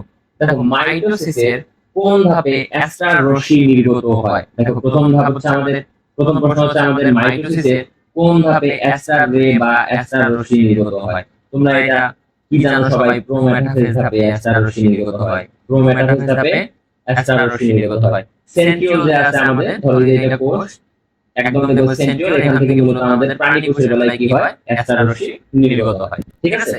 তারপরে আসো যে অ্যানাফিজে কি হয়? তোমরা জানো অ্যানাফিজের মধ্যে ভি, এল, জে, আই এই চারটা জিনিস পাবা। তার মানে হচ্ছে কি মেটাসেন্ট্রিক, সাবমেটাসেন্ট্রিক, অ্যাক্রোসেন্ট্রিক এবং টেলোসেন্ট্রিক, তাই না? তো আমরা আস্তে আস্তে দেখবো এগুলো সবগুলা। পরবর্তীতে আসি 2 নাম্বার কোশ্চেন আমাদের কি? দেখো কোন বিজ্ঞানী সাইটোপ্লাজম শব্দটি প্রথম ব্যবহার করেন? কোন বিজ্ঞানী সাইটোপ্লাজম শব্দটি প্রথম ব্যবহার করেন? এই বিজ্ঞানীর নামগুলো একটু কম আসে, বাট আবার হেরফের করা যাবে না। কিছু কিছু জায়গায় যেমন মাইটোকন্ড্রিয়া, প্লাস্টিড, এই সাইটোপ্লাজম, নিউক্লিয়াস, এই জিনিসগুলোকে আবিষ্কার করছে গোলজি বডি, এই জিনিসগুলোর থেকে নাম প্রতি বছরে আসে। বলতে প্রথম অধ্যায়ে যে বিজ্ঞানীগুলোর নাম আছে খুব ভালো করে পড়বা। দেখো এখানে আমাদের রাইট অ্যান্সার আছে Karl P Swanson. Karl P Swanson সর্বপ্রথম হচ্ছে কি করে ভাইয়া? সর্বপ্রথম সাইটোপ্লাজম শব্দটি ব্যবহার করেন। ওকে, তার পরবর্তীতে আসো হলোথুরিয়া যেটা আছে টুবুলুসা। এই হলোথুরিয়া টুবুলুসা কোন পর্বের প্রাণী? দেখো তোমরা যখন পড়তে যাবা এই হলোথুরিয়া টুবুলুসা তোমরা এখানে পাবা, সেটা হচ্ছে যে আমাদের বলো একাইনোডার্মাটা। একাইনোডার্মাটা হচ্ছে কি সামুদ্রিক যে প্রাণীগুলো আছে, এই পর্বের প্রাণী সকলেই সামুদ্রিক প্রাণী। এই এই প্রাণীটা হচ্ছে কি সামুদ্রিক, এবং এই প্রাণীটা কোন পর্বে? বলো একাইনোডার্মাটা। এখন আসো স্ত্রী ঘাসফড়িং এর বৈশিষ্ট্য কোনটি? দেখো স্ত্রী ঘাসফড়িং তোমরা জানো এখান থেকে ঘাসফড়িং থেকে নেওয়া হয়েছে কোশ্চেনটা। দেখো স্ত্রী ঘাসফড়িং এর কি কি থাকে? দেখো অ্যানাল সার্কি, মনে রাখবা এই সার্কি মানে কি? এটা হচ্ছে আমাদের পুরুষের, মনে রাখবা আমি মজা করে পড়তাম, এটা হচ্ছে সার্কাস দেখায়। সার্কাস মানে কি? প্রজনন করে। বুঝতে পারছো তোমরা সবাই, তাই না? সার্কাস দুষ্টুমি একটু বললাম। দেখো এটা সার্কাস দেখায়। অ্যানাল সার্কি তাহলে কার পাবা? পুরুষের পাবা, তাই না? দেখো অপেক্ষাকৃত ছোট, মনে রাখবা সব সময় পুরুষরা ছোট, অপেক্ষাকৃত ছোট হচ্ছে কি? পুরুষরা। আর স্ত্রীরা বড়। তুমি যদি শুক্রাণু ডিম্বাণুর ক্ষেত্রে যাও সেম একই কথা, পুরুষরা হচ্ছে ছোট এবং সচল, স্ত্রীরা হচ্ছে বড় এবং নিশ্চল। তারপরে আসে সুপ্রা অ্যানাল প্লেট। এই সুপ্রা অ্যানাল প্লেট মানে সুপ্রা মানে হচ্ছে কি উপরে, অ্যানাল প্লেট মানে হচ্ছে কি? অ্যানাল মানে তোমরা জানো পায়ু, তার মানে পায়ুর উপরে যে প্লেটটা থাকে তাকে বলে সুপ্রা অ্যানাল প্লেট। এটা পাওয়া যায় কোথায়? পুরুষ ঘাসফড়িং এ, পুরুষে পাওয়া যায়। আর তাহলে ওভিপোজিটর, মনে রাখবা এই ওভিপোজিটর বা স্ত্রী জনন রন্ধ্র, এটার নামই হচ্ছে স্ত্রী জনন রন্ধ্র। এটা তাহলে কোথায় পাবা? স্ত্রী ঘাসফড়িং এ। ক্লিয়ার? আমার বিশ্বাস তোমরা এগুলো বুঝতে পারছো। আর পরবর্তী কোশ্চেনে এখন আমরা আগাবো। দেখো 5 নাম্বার কোশ্চেনে আমরা চলে আসছি। কোন কোষ বিভাজনের সময় ক্রোমোজোমের বিপরীত মেরুতে চলতে সাহায্য করে কোনটি? কোষ বিভাজনের সময় ক্রোমোজোমের বিপরীত মেরুতে চলতে সাহায্য করে কোনটি? মনে রাখবা এটা অধ্যায় 1 থেকে নেওয়া হয়েছে। মাইক্রোটিবিউলস নামে যে আমাদের অঙ্গাণুটা আছে, সেই অঙ্গাণুটা হচ্ছে চলতে সাহায্য করে আমাদের, বলো ক্রোমোজোমের বিপরীত মেরুতে চলতে সাহায্য করে আমাদেরকে মাইক্রোটিবিউলস। ওকে, 6 নাম্বার কোশ্চেনে আসো। কোন বিএমআই প্রথম শ্রেণীর স্থূলতা নির্দেশ করে। স্থূলতার একটা ছক দেয়া আছে, স্থূলতার একটা ছক দেয়া আছে, ছকটা যেন না পড়ে যাও না। দেখো তোমাদের একটু বলি, যদি 18 থেকে নিচে থাকে তাহলে তাকে আমরা বলি যে ও হচ্ছে শুকনা, বলতে কি সে স্থূলতার কোনো চান্সেস নাই, তার মানে সে হচ্ছে অতিরিক্ত দুর্বল, তাই না? তারপরে আসো যে আমাদের 18 থেকে 24 যেটা আছে, তোমরা পড়ে থাকছো 18 থেকে 24 যেটা আছে সেটাকে আমরা বলছিলাম, এই যে এখানে আসো, এই 18 থেকে 24 যেটা আছে এটাকে আমরা বলি স্বাভাবিক। স্বাভাবিক, স্বাভাবিক। তারপরে আসো 25 থেকে এটাকে আমরা বলি, 25 থেকে কি বললাম বলো দেখি, 25 থেকে আমাদের 29.9 যেটা আছে এটাকে আমরা বলি অতিরিক্ত। এটাকে আমরা কি বলি ভাইয়া? এটাকে আমরা বলি অতিরিক্ত ওজন। অতিরিক্ত, অতিরিক্ত ওজন। ক্লিয়ার? তাহলে অতিরিক্ত ওজন। তারপরে আসো 30 থেকে 35, 35 তো না, 34 পয়েন্ট না, আমি এই কারণে 35 বলি। মনে রাখবে এটাই হচ্ছে প্রথম শ্রেণীর স্থূলতা। তাহলে এটা কি 35 থেকে 40, এটা হচ্ছে আমাদের দ্বিতীয় শ্রেণীর স্থূলতা। যদি কোনো কারণে 40 এর বেশি হয়ে যায়, 40 এর বেশি হয়ে যায়, তাহলে মনে রাখবা এটার নাম হচ্ছে তৃতীয় শ্রেণীর স্থূলতা বা মরবিড স্থূলতা বা বিভৎস। ঠিক আছে? তাহলে এইটা হচ্ছে আমাদের সবটা মনে রাখতে হবে। ওকে, আমরা পরবর্তী কোশ্চেনে আসবো। 7 নাম্বার কোশ্চেন কি বলছে দেখো ভাইয়া, পত্ররন্ধ্র উন্মোচন ও বন্ধ হওয়া নিয়ন্ত্রণ করে না কোনটি? করে না কোনটি বলছে, এবার দেখো করে না কোনটি। দেখো এটা অ্যাকচুয়ালি যত সম্ভব করে কোনটি হবে, নিয়ন্ত্রণ করে কোনটি, তাহলে ভালো হইতো যে এইখানে আমাদের রাইট অ্যান্সার, এটা ছিল আমাদের পটাশিয়াম আয়ন। এটা আমাদের কি ছিল? Potassium ion. পত্ররন্ধ্র উন্মোচন ও বন্ধ হওয়া নিয়ন্ত্রণ করে কে বলতে ভাইয়া? Potassium ion. ঠিক আছে? Potassium ion. ওকে, তার পরবর্তী কোশ্চেনে আসো। সাধারণ সর্দি কাশি কোন ভাইরাসের কারণে হয়? দেখবা তোমাদের ভাইরাস অধ্যায়ে শেষের দিকে একটা ছক পাবা, অনেকগুলা ভাইরাস কোন কোন ধরনের রোগ তৈরি করে, খুবই খুবই খুবই ইম্পর্টেন্ট। মনে রাখবা ওখান থেকে একটা কোশ্চেন আসতে পারে। মনে রাখবা রাইনো আর রুবিনো যেটাকে আমরা বলি রাইনো ভাইরাস, এই রাইনো ভাইরাস হচ্ছে কি করে বলো? এই রাইনো ভাইরাস হচ্ছে সর্দি কাশি। এই রাইনো ভাইরাস কি করে ভাইয়া? এই রাইনো ভাইরাস হচ্ছে সর্দি কাশি যা আছে আমাদের এই রাইনো ভাইরাসের কারণে হয়। ওকে, তাহলে পরবর্তীতে আসি। দেখো প্রদত্ত ভাইরাসের 9 নাম্বার কোশ্চেন করতেছি আমি।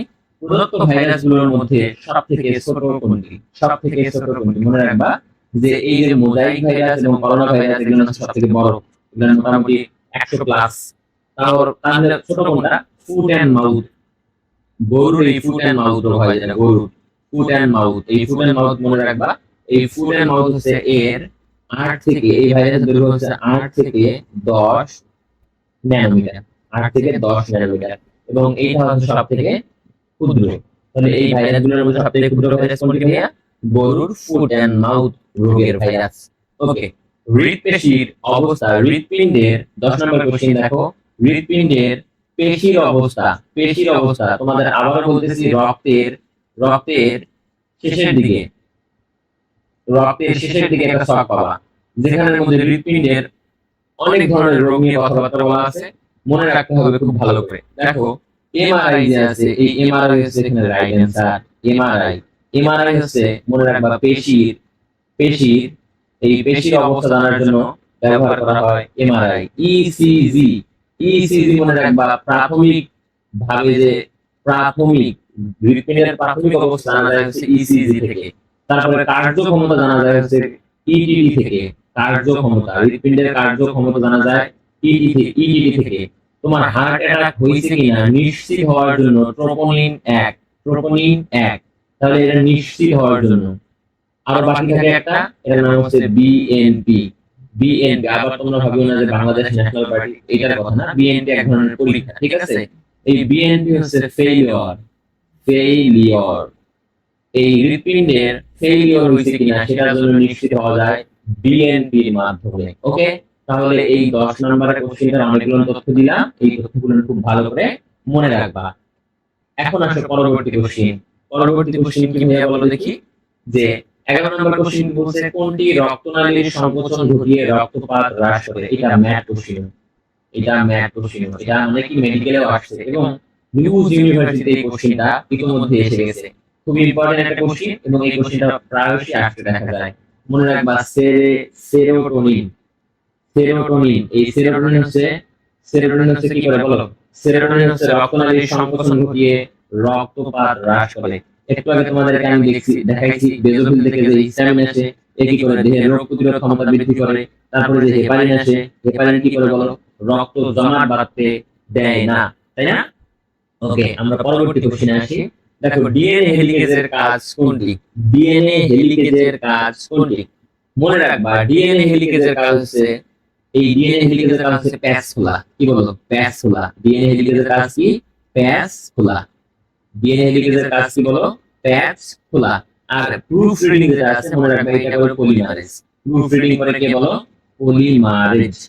পলিমারেজ নামক যে এনজাইমটা আছে, এটা হচ্ছে ডিএনএ এর প্রুফ রিডিং। ডিএনএ এর অ্যাপ্লিকেশন যদি তুমি আমাদের ভিডিওগুলো দেখে থাকো, তাহলে সেখানে একদম ইনফরমেটিভ, খুব ভালোভাবে শেখানো হবে এই এনজাইমগুলো কোথায় কোনটা কাজ করে। আপাতত এটা শেখো যে ডিএনএ ডাবল হেলিক্সের প্যাচ খুলে আমাদের হচ্ছে এই ডিএনএ হেলিকেজ, আর যে প্রুফ রিডিং করে পলিমারেজ। ওকে, 13 নম্বর কোশ্চেনে আসো। মানুষের রূপান্তরিত কোষের সংখ্যা। একটু ডিফিকাল্ট কোশ্চেন এবং একটু আমার খুবই পছন্দ হয়েছে এই কোশ্চেনটা। দেখো, এই কোশ্চেনটা একটু কৌশলে দেওয়া হয়েছে। দেখো, মনে রাখবা যে আমাদের এখানে রাইট অ্যান্সার হচ্ছে 9টি, মানে কক্সিয়াল এবং স্যাক্রাল, এই যে আমাদের কশেরুকা আছে, এই কশেরুকার মধ্যে দেখবো যে এরা আদিতে ছিল এক, হইছে এক, মানে এই 5 এবং 4 এরা পরবর্তীতে এক একে মিলিত হয়।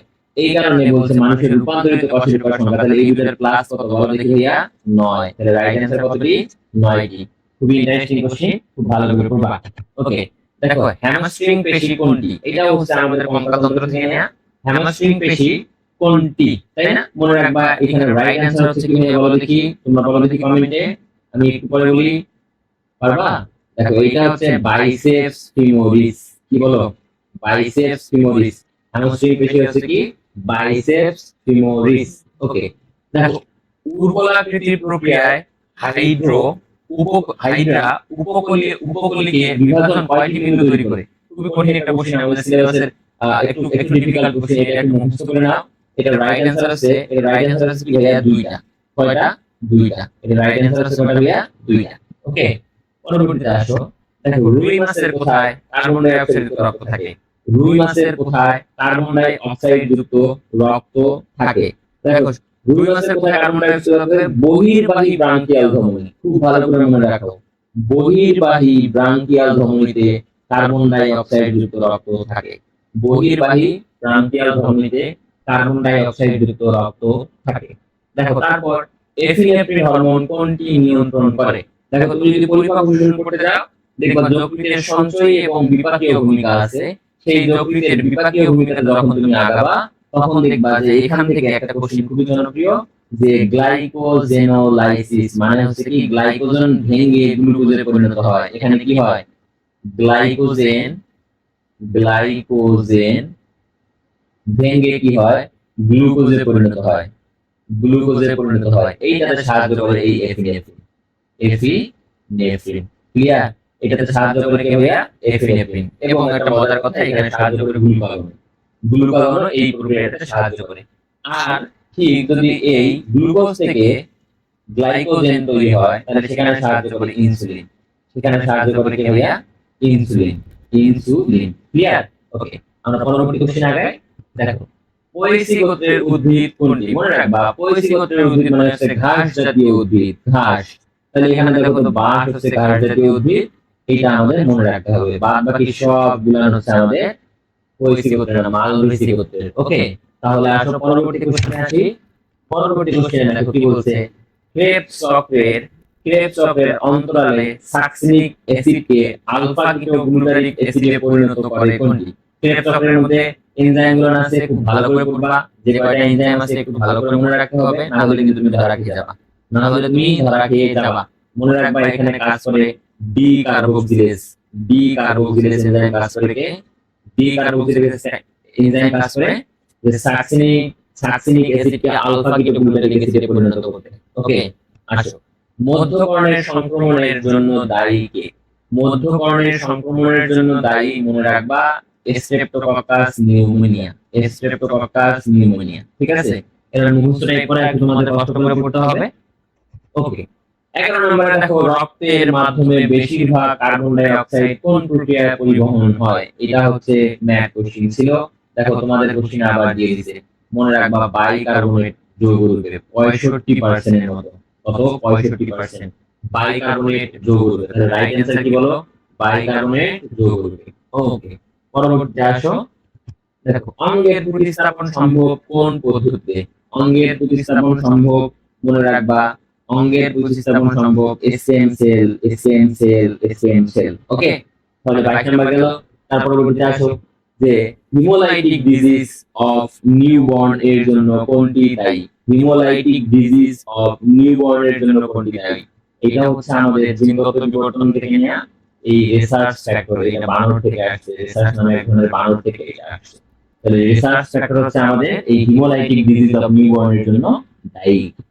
ওকে, কোন কোন কোন কোষ হতে হিস্টামিন ক্ষরণ হয়? দেখো একটু আগে তোমাদের আমি পড়ায় আসছি, পাইছো প্রমাণ পাইছো? দেখো রিপিটেড কোশ্চেন, কোন কোষ হতে হিস্টামিন ক্ষরণ হয়? টপিক ভিত্তিক কোশ্চেন তোমাদের একটু আগে আমি পড়াইছি, বলো কি? লিম্ফোসাইট, বেজোফিল, বেজোফিল থেকে কি আসে? হেপারিন, হেপারিন, আর কি আসে?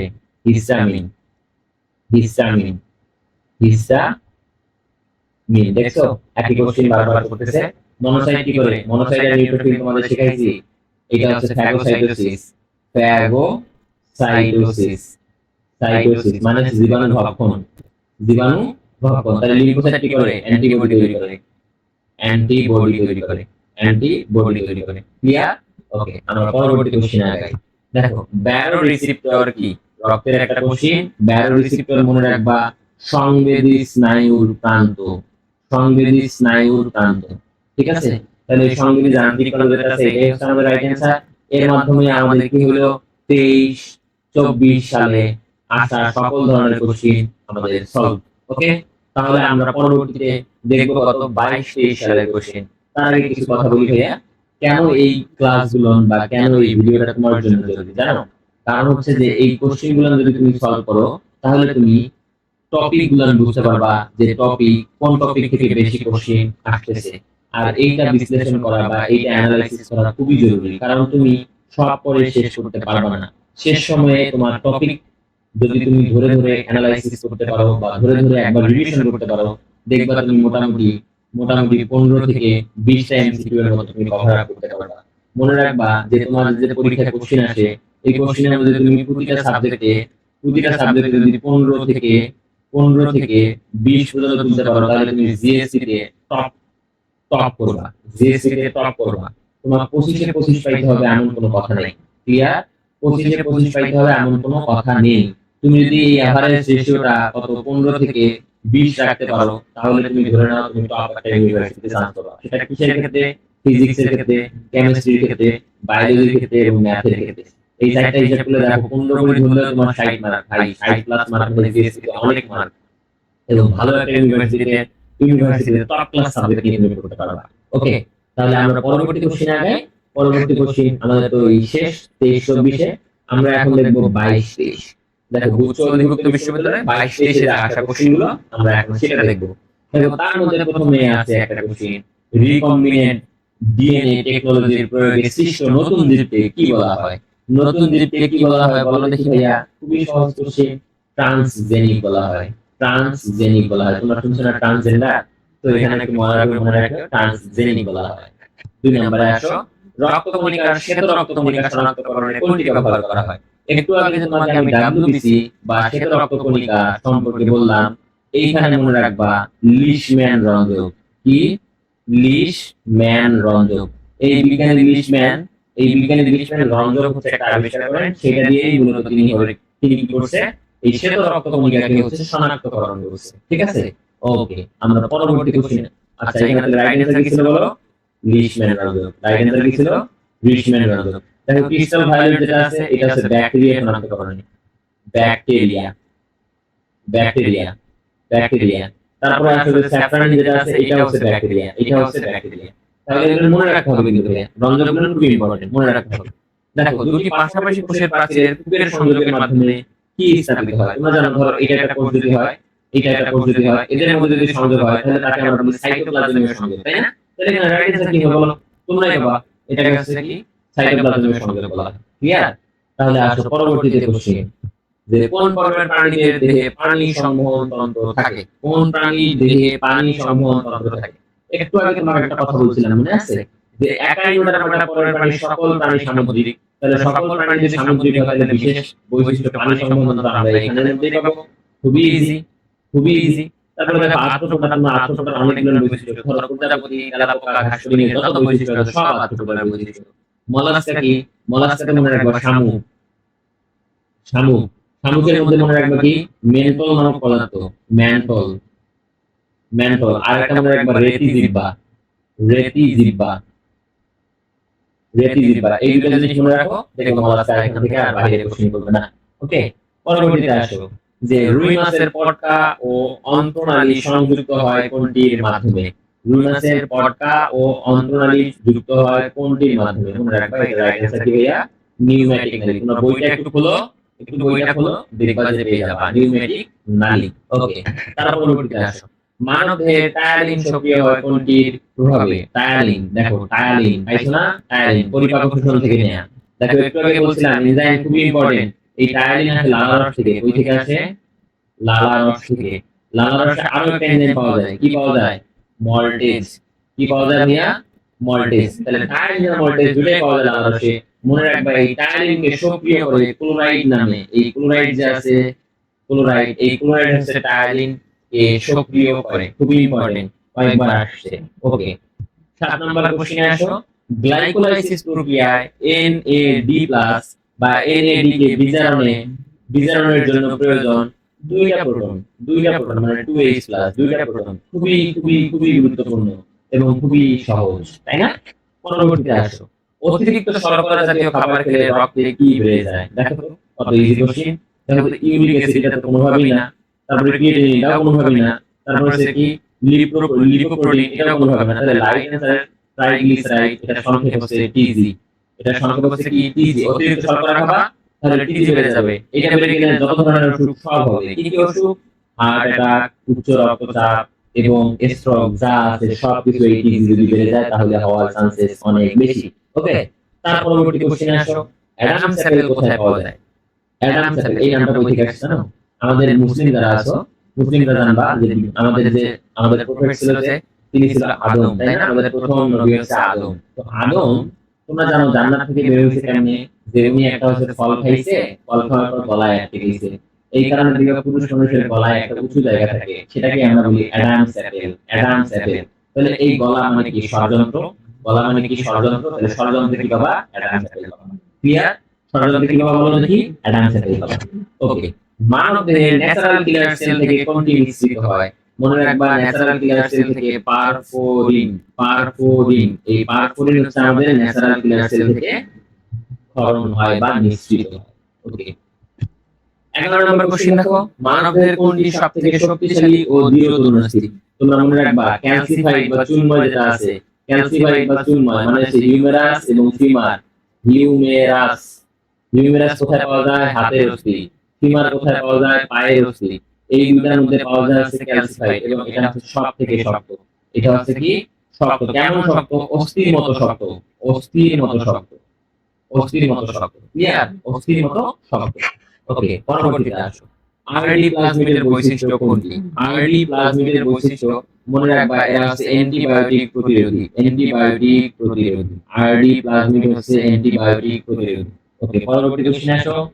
ঘাসফড়িং এর শ্রবণথলি কি দিয়ে আবৃত থাকে? দেখো ঘাসফড়িং এর শ্রবণথলি কি দিয়ে আবৃত থাকে? তোমরা বইটা একটু খুললেই দেখবা যে টার্গাম যেটা আছে এইটা ওর অংশ, পিঠের অংশ, স্টার্নাম ওর বুকের অংশ, মানে মুখীয় দেশের অংশ, কিউটিকল ওর আবরণ। তাহলে একটাই বাকি থাকলো টিম্পেনাম, টিম্পেনাম। মানুষের কানেও আছে টিম্পেনিক পর্দা, টিম্পেনিক পর্দা। এই টিম্পেনিক পর্দা যখন কম্পিত হয় তখন আমরা শব্দ শুনতে পাই, তাই না? তাহলে এই টিম্পেনাম কার আছে? টিম্পেনাম আছে ঘাসফড়িং এর। ক্লিয়ার? কারণ ঘাসফড়িং এর শ্রবণ কি? টিম্পেনিক পর্দা বা টিম্পেনাম পর্দা। ওকে, ওকে, আমরা পরবর্তী কোশ্চেনে আসি। দেখো উদ্ভিদ দ্রুত শোষণ করে কোনটি? মনে রাখবা উদ্ভিদ দ্রুত শোষণ করে নাইট্রেট। কি শোষণ করে? Nitrate, nitrate. এবং আরেকটা আছে পটাশিয়াম, পটাশিয়াম, তাই না? আরেকটা মনে রাখবা সালফেট যেটা আছে SO4 2-, এটা হচ্ছে ধীর গতিতে শোষণ করে। কি করে? ধীর গতিতে শোষণ করে। মনে থাকবে? ওকে, পরবর্তী কোশ্চেনে আসি। দেখো পরবর্তী কোশ্চেন কি বলছে, P53 প্রোটিনের ভূমিকা কি? কোষ বিভাজন থেকে নেয়া, কোষ বিভাজন, কোষ বিভাজন, বিভাজন, কোষ বিভাজন থেকে এই কোশ্চেনটা নেওয়া হয়েছে। দেখো P53 প্রোটিনের ভূমিকা কি? P53 প্রোটিনের ভূমিকা হচ্ছে কোষ বিভাজন হতে বিরত রাখে। এইটা হচ্ছে কোষকে বিভাজন হতে বিরত রাখে। যদি কোনো কারণে এটা ডিফেক্টেড হয়ে যায়, মানে এটা যদি আক্রান্ত হয়ে যায়, কথা না শুনে, তাহলে বুঝবা এটাই হচ্ছে ক্যান্সার। এটাই হচ্ছে ক্যান্সার। যাদের ক্যান্সার তাদের মূলত এই P53 যেটা আছে প্রোটিনটা, এটা হচ্ছে কি ডিফেক্টেড, বলতে এটা আক্রান্ত হয়ে যায়। তারা পর পর কি করে অনেক বিভাজন শুরু করে দেয়। তারপরে আমরা সেখান থেকে পাই অর্বুদ। অর্বুদকে আমরা বাংলা ভাষায় বলি টিউমার। ক্লিয়ার? টিউমার। ওকে, তারপরে আসো 16 নাম্বার। কি বলছে? হাইড্রা হিপনোটক্সিন কি দিয়ে গঠিত? হাইড্রা হিপনোটক্সিন কি দিয়ে গঠিত? এটা হচ্ছে 3 স্টার কোশ্চেন এবং এটা ম্যাথ কোশ্চেন। এটা কি বলো? Math question. দেখো প্রোটিন এবং ফেনল, প্রোটিন এবং ফেনল দিয়ে গঠিত এই হাইড্রা হিপনোটক্সিন। হিপনোটক্সিন মানে কি? এক ধরনের বিষ, এক ধরনের বিষ। এইটা হাইড্রা হচ্ছে শিকারী দেহে যখন অ্যাটাক করে তখন দিয়ে দেয়, যাতে শিকারীটা কি হয়, যে শিকার যে আছে তার শিকারীটা অবশ হয়ে যায়, অজ্ঞান এবং অবশ হয়ে যায়। ক্লিয়ার? ওকে, পরবর্তীতে আসো। সিফর উদ্ভিদের পাতার বান্ডল সিটকে ঘিরে কোন কোষের স্তর থাকে? খুবই ইজি কোশ্চেন, মনে রাখবা মেসোফিল কোষ হচ্ছে আমাদের কি থাকে? সিফর উদ্ভিদের পাতার মধ্যে বান্ডল সিটকে ঘিরে অবস্থান করে। 18 নম্বর কোশ্চেনে আসো, যে কোষ বিভাজনের উপপর্যায়ে, কোন উপপর্যায়ে বলতে এখানে কোন লিখবে, ধরো এখানে মূলত যে জ্যাস দেওয়া হয়েছে, উপপর্যায়ে কায়াজমা তৈরি হয়। একটু আগে তোমাদের আমি বলছিলাম 24-25 মনে আছে, যে প্রোফেজ 1, প্রোফেজ 1 এর মধ্যে কি কি পাবা? ডিপ্লোটিন, ডায়াকাইনেসিস, প্যাকাইটিন, জাইগোটিন, অনেক ধরনের কিছু পাবা। আমি বলছিলাম এই প্যাকাইটিন খুবই ইম্পর্টেন্ট একটা ধাপ। প্যাকাইটিনের মধ্যে কি হয়? এক্স আকৃতির অংশ মানে কায়াজমা, কায়াজমা। এবং এখানেই হচ্ছে ক্রসিং ওভার, এখানেই হচ্ছে ক্রসিং ওভার, ক্রসিং ওভার। দেখো আগে কিন্তু একই টপিক যে ভিত্তিক কোশ্চেন হয়, তোমাকে আমি প্রমাণ করে দিচ্ছি। দেখো কায়াজমা, আমি তোমাদের ওই কোশ্চেনটা দেখাইছিলাম, ওখানে বলছি যে ক্রসিং ওভার কোথায় সম্পন্ন হয়। এবার দেখো বলছে যে কায়াজমা কোথায়। তার মানে কি টপিক একই না, প্রশ্নটা একই, জাস্ট খালি একটু তোমাদের একটু অন্যরকম করে দিয়েছে। তোমরা যদি ঘাবড়ে যাও তাহলে কিন্তু হবে না, টপিক থেকে কোশ্চেন রিপিটেড হয়। ওকে, 19 নম্বর কোশ্চেনে আসো। কোন আলোক বর্ণালীর উপস্থিতিতে পাতার রক্ষী কোষে পটাশিয়াম প্রবেশ করে? পটাশিয়াম মনে রাখবা নীল। পটাশিয়াম কি বর্ণের? নীল বর্ণের আলোক বর্ণালীতে। ওকে, বাংলাদেশে প্রাকৃতিকভাবে জন্মানো নগ্নবীজী বৃক্ষ কোনটি? দেখো বাংলাদেশে প্রাকৃতিকভাবে জন্মানো নগ্নবীজী বৃক্ষ, এখানে মধ্যে দুটোই আমার কাছে রাইট অ্যান্সার। একটা হচ্ছে সাইকাস, সাইকাস প্রাকৃতিকভাবে বাংলাদেশে জন্মে, আর একটা হচ্ছে বাঁশপাতা। এই দুটোই আমার কাছে রাইট অ্যান্সার। তাহলে বেশিরভাগ সময় তোমরা বই একটু ঘাটাঘাটি করে দেখবা, যেটা তোমার কাছে অধিক গ্রহণযোগ্য মনে হবে সেটা দেখাবা। ওকে, পরবর্তী কোশ্চেনে আসো। পরবর্তী কোশ্চেন কি বলছে? কোন কোষ আবৃতবীজী বৃক্ষে শিকড় থেকে পাতায় পানি পরিবহন করে? শিকড় থেকে পাতায় পানি পরিবহন করে কোনটি বলো দেখি ভাইয়া? জাইলেম এন্ড ফ্লোয়েম তো আমরা জানি যে এটা হচ্ছে আমাদের জল পরিবহন করে, কিন্তু সেটা কোথায়? সেটা হচ্ছে গাছে যখন ঢুকে গেল তখন। কিন্তু শিকড় থেকে যে পাতায় নিয়ে আসতেছে, এই শিকড় থেকে পাতায় পানি পরিবহন করবে, মনে রাখবা এখানে হচ্ছে ভেসেল কোষ। কি কোষ? ভেসেল কোষ। জাইলেম এবং ফ্লোয়েম সেটা করবে, ফ্লোয়েম করে ফুড, জাইলেম করে কি বলো? জাইলেম করে জল। সেখানের মধ্যে থেকে আমরা পাবো ভেসেল। ওকে, দেখো মেন্ডেল তার মটরশুটি গবেষণায় কত জোড়া বাহ্যিক বিপরীতধর্মী বৈশিষ্ট্য মূল্যায়ন করেছিলেন? তোমাকে আমি বলছিলাম না জীনতত্ত্ব বিবর্তন খুবই ইম্পর্টেন্ট একটা অধ্যায়। দেখো তার প্রমাণ আবারও দিলাম। 7 জোড়া, কয় জোড়া? 7 জোড়া মটরশুটি নিয়ে নিয়ে থাকে, 7 জোড়া এবং 34 প্রকার। মনে রাখবা 7 জোড়া এবং 34 প্রকার মটরশুটি নিয়ে তিনি গবেষণা করার পর দুইটা সূত্র দেয়। একটা হচ্ছে মেন্ডেলের 1 সূত্র, আমরা তাকে বলি মেন্ডেলের প্রথম সূত্র, এবং হচ্ছে তাকে আমরা মনোহাইব্রিড ক্রস বলি। আর একটা হচ্ছে মেন্ডেলের দ্বিতীয় সূত্র বা ডাই হাইব্রিড ক্রস। ওকে, তারপরে আসো সেলুলোজ কত কার্বন বিশিষ্ট মনোস্যাকারাইডের পলিমার? সেলুলোজ কত কার্বন বিশিষ্ট মনোস্যাকারাইডের পলিমার? খুব ভালো করে মনে রাখবা, সেলুলোজ মানে হচ্ছে 6, গ্লুকোজ সেলুলোজ এগুলো হচ্ছে কত? 6। ওকে, পরবর্তীতে আসো। প্রাকৃতিক পতঙ্গনাশক কোনটি? মুখস্থ বিদ্যা। প্রাকৃতিক পতঙ্গনাশক হচ্ছে বেসিলাস। এই যে ডি নাম্বারটা আছে, এই ডি নাম্বারটা হচ্ছে আমাদের প্রাকৃতিক পতঙ্গনাশক। তোমরা এটা কোথায় পাবা? ব্যাকটেরিয়াতে পেয়ে যাবা। ওকে, দেখো পেঁপের রিং স্পট রোগ কোন পতঙ্গের মাধ্যমে বিস্তার লাভ করে? মনে রাখবা এফিড। এফিড, এটাকে আমরা আরেকবার বলতে পারি জাপ পোকা, জাপ পোকা, জাপ পোকা। তাহলে এফিড বা জাপ পোকার মাধ্যমে হচ্ছে কি করে পেঁপে রিং স্পট ভাইরাসের যেটা আছে সেটা বিস্তার লাভ করে। ক্লিয়ার? 2021 এবং 22-এ বায়োলজি থেকে কোন কোশ্চেন গুলো এসেছে? ওকে ওকে, দেখো প্রথম যে কোশ্চেনটি আছে, প্রথম কোশ্চেনটি হচ্ছে খাদ্যের ব্যাকটেরিয়া ধ্বংস করে দাগকে রক্ষা করে কোন এনজাইম? খুবই গুরুত্বপূর্ণ একটি কোশ্চেন এবং এটা বেশ কয়েক জায়গায় এসেছে ইতিমধ্যে। তাহলে প্রশ্নটা হচ্ছে খাদ্যের ব্যাকটেরিয়া ধ্বংস করে দাগকে রক্ষা করে কোন এনজাইম, তাই না? দেখো প্রথমে আসো যে এটা রাইট উত্তর হচ্ছে কি ভাইয়া? এটা রাইট উত্তর হচ্ছে লাইসোজাইম, লাইসোজাইম, তাই না? এখন আসো যে টায়ারিন, মিউসিন বা অ্যামাইলেজ কেন না? তোমরা ভালো করেই জানো যে টায়ারিন, আমি লিখে দিচ্ছি, একটু লিখে নিবা যে টায়ারিন, টায়ারিন, টায়ারিন যেটা আছে এবং মল্টেজ দেখা গেলে শান্তি পাচ্ছেন চলে যাবে।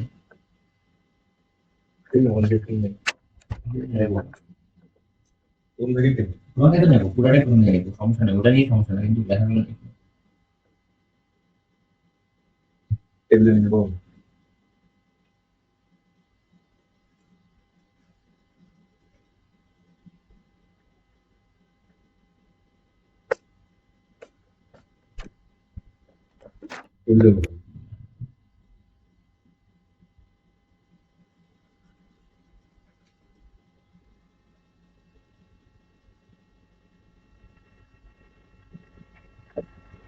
ডিয়ার স্টুডেন্ট, তোমরা ইতিমধ্যে জেনেছো যে আমরা হচ্ছে ক্রমান্বয়ে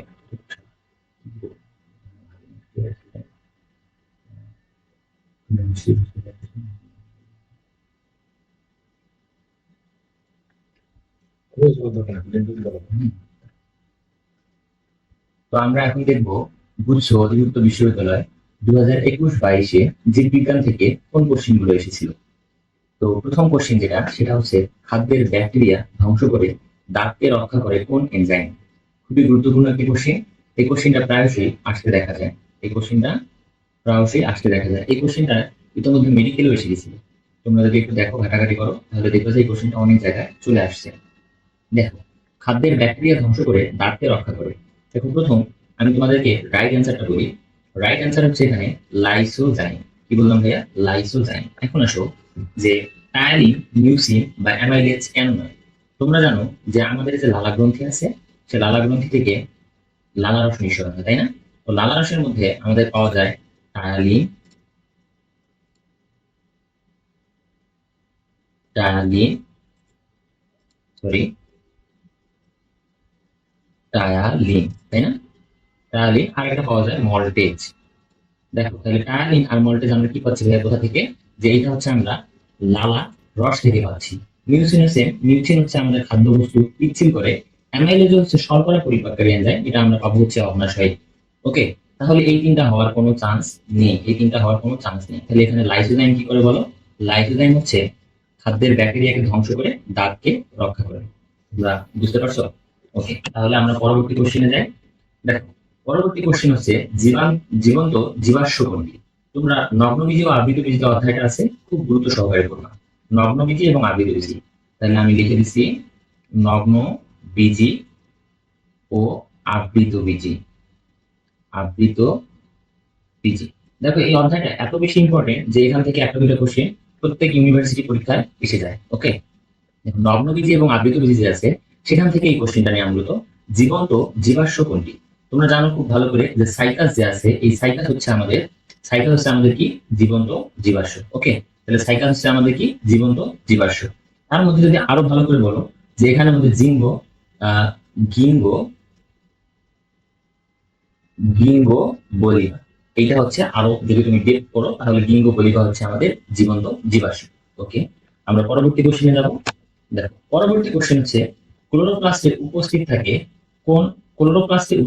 কোন অণুজীব? খুব ডেপথ একটা কোশ্চেন করছে। দেখো এই কোশ্চেনটা আমার কাছে খুবই পছন্দ হয়েছে। এই কোশ্চেনটা তোমরা ভালো করে জানো যে ক্লোরোপ্লাস্ট যে আছে, এই ক্লোরোপ্লাস্টে আমাদের অনেক ধরনের অণুজীব থাকে। তার মধ্যে সব থেকে যে এখানে মধ্যে আমাদের উত্তর যেটা রাইট উত্তর, এটা হচ্ছে যে স্পাইরোগাইটা। ঠিক আছে, স্পাইরোগাইটা হচ্ছে আমাদের রাইট উত্তর। তোমরা জানো এই স্পাইরোগাইটা যখন ক্লোরোপ্লাস্টে থাকে অনুজীব হিসেবে তখন সর্পিলাকার। কেমন? সর্পিলাকার। ক্লিয়ার? তাহলে এটা হচ্ছে আমাদের সর্পিলাকার। ওকে, আমরা পরবর্তী কোশ্চেনে যাব। দেখো, পরবর্তী কোশ্চেন খুব সুন্দর একটা জায়গা থেকে কোশ্চেনটা করা হয়েছে, এবং এই কোশ্চেনটা প্রায়শই হরহামেশা থাকে না, এডমিশনে কিছু কোশ্চেন টিচাররা খুব পছন্দ করে, সেই কোশ্চেনগুলোর মধ্যে একটি। দেখো, এখানে একটু ভুল আছে, তোমরা কারেকশন করে নিবা। এটা ক্রেমস না, এটা হচ্ছে ক্রেবস চক্র। ক্রেবস, ঠিক আছে? তাহলে ক্রেবস চক্রের বিক্রিয়াগুলো কোথায় সংঘটিত হয়? তোমরা জানো যে শ্বসন আছে না, আমাদের উদ্ভিদ শারীরতত্ত্বে তোমরা শ্বসন নামে একটা টপিক পাবা। সেই শ্বসন টপিকের মধ্যে প্রধানত 4 ধরনের বিক্রিয়া সংঘটিত হয়, তোমরা জানো। 4 ধরনের মধ্যে কি আছে? গ্লাইকোলাইসিস, গ্লাইকোলাইসিস, ঠিক আছে? দেখো, এই গ্লাইকোলাইসিস, তারপরে আছে অ্যাসিটাইল কোয়ে, অ্যাসিটাইল কোয়ে, তারপর হচ্ছে আমাদের ক্রেবস চক্র, ক্রেবস চক্র, এবং আরেকটি হচ্ছে আমাদের ইটিসি, ইটিসি। দেখো, তাহলে এই গ্লাইকোলাইসিস, অ্যাসিটাইল কোয়ে, ক্রেবস চক্র এবং ইটিসি, এই 4টা হচ্ছে আমাদের শ্বসনের বিক্রিয়া আমাদের যে 4টা বিক্রিয়া আছে, এই 4টা হচ্ছে আমাদের সেখানকার। ওকে, তো এই গ্লাইকোলাইসিস যেটা আছে, গ্লাইকোলাইসিস মনে রাখবা, এই গ্লাইকোলাইসিস শুধুমাত্র সাইটোপ্লাজমে ঘটে। কোথায় ঘটে বলো ভাইয়া? সাইটোপ্লাজম, ঠিক আছে? তাহলে এটা ঘটে আমাদের সাইটোপ্লাজমে। তা বাদ দিয়ে এই যে আমাদের বাকি যে 3টা আছে, এই 3টাই ঘটে মাইটোকন্ড্রিয়াতে।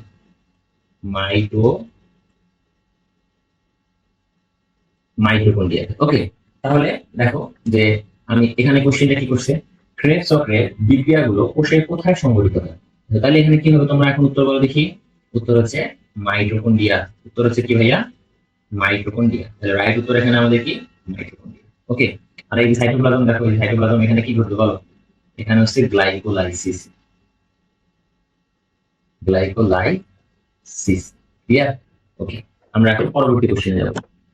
কোষ বিভাজনের কোন পর্যায়ে ক্রোমোজোমের VLJ-I আকৃতি ধারণ করে? অধ্যায়টা তোমরা পড়ছো অবশ্যই, যে অধ্যায়টা হচ্ছে কোষ বিভাজন থেকে নেয়া, কোষ বিভাজন থেকে নেয়া। মনে রাখবা এখানে যে কয়টা ধাপ আছে, যেমন কি বলে মাইটোসিস বিভাজনের যে ধাপ আছে প্রথম 5টা, ওই 5টা খুব গুরুত্ব সহকারে পড়বা, এবং মিওসিস বিভাজনের যে ধাপ আছে, লেজা, প্যাডিডা, লেপ্টোটিন, জাইগোটিন, প্যাকাইটিন, এগুলো খুব ভালো করে পড়বা। এবং বৈশিষ্ট্য থেকে এখানে মাস্ট বি একটা কোশ্চেন আসার সম্ভাবনা অনেক, বুঝছো? তাহলে কি বললাম, পর্যায়গুলো, পর্যায় সমূহ খুব ভালো করে পড়তে হবে, ঠিক আছে? তাহলে যেমন এই কোশ্চেনটা একটা পর্যায় থেকে চলে আসছে, দেখো তোমরা যে কোষ বিভাজনের কোন পর্যায়ে VLJ-I আকৃতি ধারণ করে। তোমরা জানো এই ভি মানে হচ্ছে মেটাসেন্ট্রিক, তারপর এটা হচ্ছে সাবমেটাসেন্ট্রিক, তারপরে এল জে হচ্ছে কি অ্যাক্রোসেন্ট্রিক, আর আই হচ্ছে টেলোসেন্ট্রিক। তোমরা এগুলো জানো, আমি আর লিখলাম না। ওকে, তাহলে দেখো কোষ বিভাজনের কোন পর্যায়ে ক্রোমোজোম VLJ-I আকৃতি ধারণ করে। তোমরা জানো প্রোফেজ যেটা আছে এটা অবভিয়াসলি না, মেটাফেজ যেটা আছে এটা না। আমাদের রাইট উত্তর হচ্ছে অ্যানাফেজ। এখন দেখো অ্যানাফেজ কেন? তোমরা জানো যে অ্যানাফেজ পর্যায়ে ক্রোমোজোম যেগুলো আছে আমাদের, এগুলো হচ্ছে কি সেন্ট্রোমিয়ার সহ কি হয়, দুভাগে বিভক্ত হয় এবং তারা মেরুমুখী চলন শুরু করে। এই মেরুমুখী চলন যখন শুরু করে, তোমাদের একটু এঁকে দেখাই। ধরো এটা একটা কোষ, তোমরা দেখে থাকবা, পড়াশোনা যদি করে থাকো তাহলে, যে এইখানের মধ্যে এই যে এইটা আমাদের সেন্ট্রোমিয়ার, এইটা হচ্ছে আমাদের যে ক্রোমাটিড বাহুগুলো আছে সেগুলো। তাহলে দেখো তো কোন দিকে যাচ্ছে? মেরু অঞ্চলের দিকে যাচ্ছে। দেখতে কেমন দেখা যাচ্ছে? ভি আকৃতি। আবার কিছু কিছু আছে দেখতে এরকম, দেখবা দেখতে একটা বড় একটা ছোট, তাহলে এটা কেমন? এল আকৃতি। তাহলে এটা মূলত কোথায় ঘটে বলো ভাইয়া? এটা মূলত অ্যানাফেজ ধাপে ঘটে, ঠিক আছে? তাহলে অ্যানাফেজ। তারপর আছে মেটাফেজ যে আছে, দেখো মেটাফেজ থেকে একটা মনে রাখবা, যে মেটাফেজ থেকে খুব খুব করে মনে রাখতে হবে। মেটাফেজ থেকে মনে রাখতে হবে যে এখানে আমাদের কি হয় বলো? এখানে হচ্ছে আমাদের ক্রোমোজোম গুলো সব থেকে মোটা এবং খাটো দেখায়। ওকে, আর প্রোফেজ এবং টেলোফেজ পরস্পর বিপরীত। ওখানে যা হবে টেলোফেজে তারা বিপরীত হবে। ওকে, আমরা এখন পরেরটা আসি। দেখো বলছে যে নিচের কোনটি স্টার্ট কোডন, কোষ ও এর গঠন। তাহলে প্রথম অধ্যায় এবং এটা খুবই গুরুত্বপূর্ণ। দেখবা শেষের দিকে যে তোমাদের একটা চার্ট আছে, কোডনের চার্ট আছে, সেখানে বেশি করতে হবে না, মাত্র 4টা মুখস্থ করবা। কি বললাম? 4টা মুখস্থ করবা, তাহলে দেখবা যে এখান থেকে আর কোনো সমস্যা হবে না। তোমাদের কিছু শিখাই দিই আমি। দেখো প্রথমে স্টার্ট কোডন, এই যে SEAR, স্টার্ট কোডন, তাই না? Start codon. আর একটা হচ্ছে কি হয়ে বলো? আর একটা হচ্ছে ইন্ড কোডন। দেখো স্টার্ট কোডন যেটা আছে, এইটা শুধুমাত্র একটা, এটা মনে রাখবা AUG। তাহলে স্টার্ট কোডন হচ্ছে AUG। এটার আরেকটা নাম আছে, মনে রাখতে হবে, মেথিওনিন। মেথিওনিন, ঠিক আছে? তাহলে পরীক্ষা থেকে কখনো কোশ্চেন আসে যে স্টার্ট কোডন, তাহলে তোমরা যদি অপশনে এ ইউজি পাও তাহলে সেটা অবশ্যই দেখাবা। আর যদি এ ইউজি না থেকে মেথিওনিন থাকে তাহলে বুঝবা যে হ্যাঁ এটা হচ্ছে স্টার্ট কোডন। অনেকে আবার এটাকে সংক্ষিপ্ত করে মেথিও বলতে পারে, ঠিক আছে? মেথি। ওকে, তাহলে আমরা স্টার্ট কোডন শিখলাম। এখন ইন কোডন আসো। ইন কোডন তিনটা, কি কি দেখো। ইন কোডন হচ্ছে তিনটা, একটা হচ্ছে ইউ এ এ, আরেকটা হচ্ছে ইউ জি এ, আরেকটা হচ্ছে ইউ এ জি।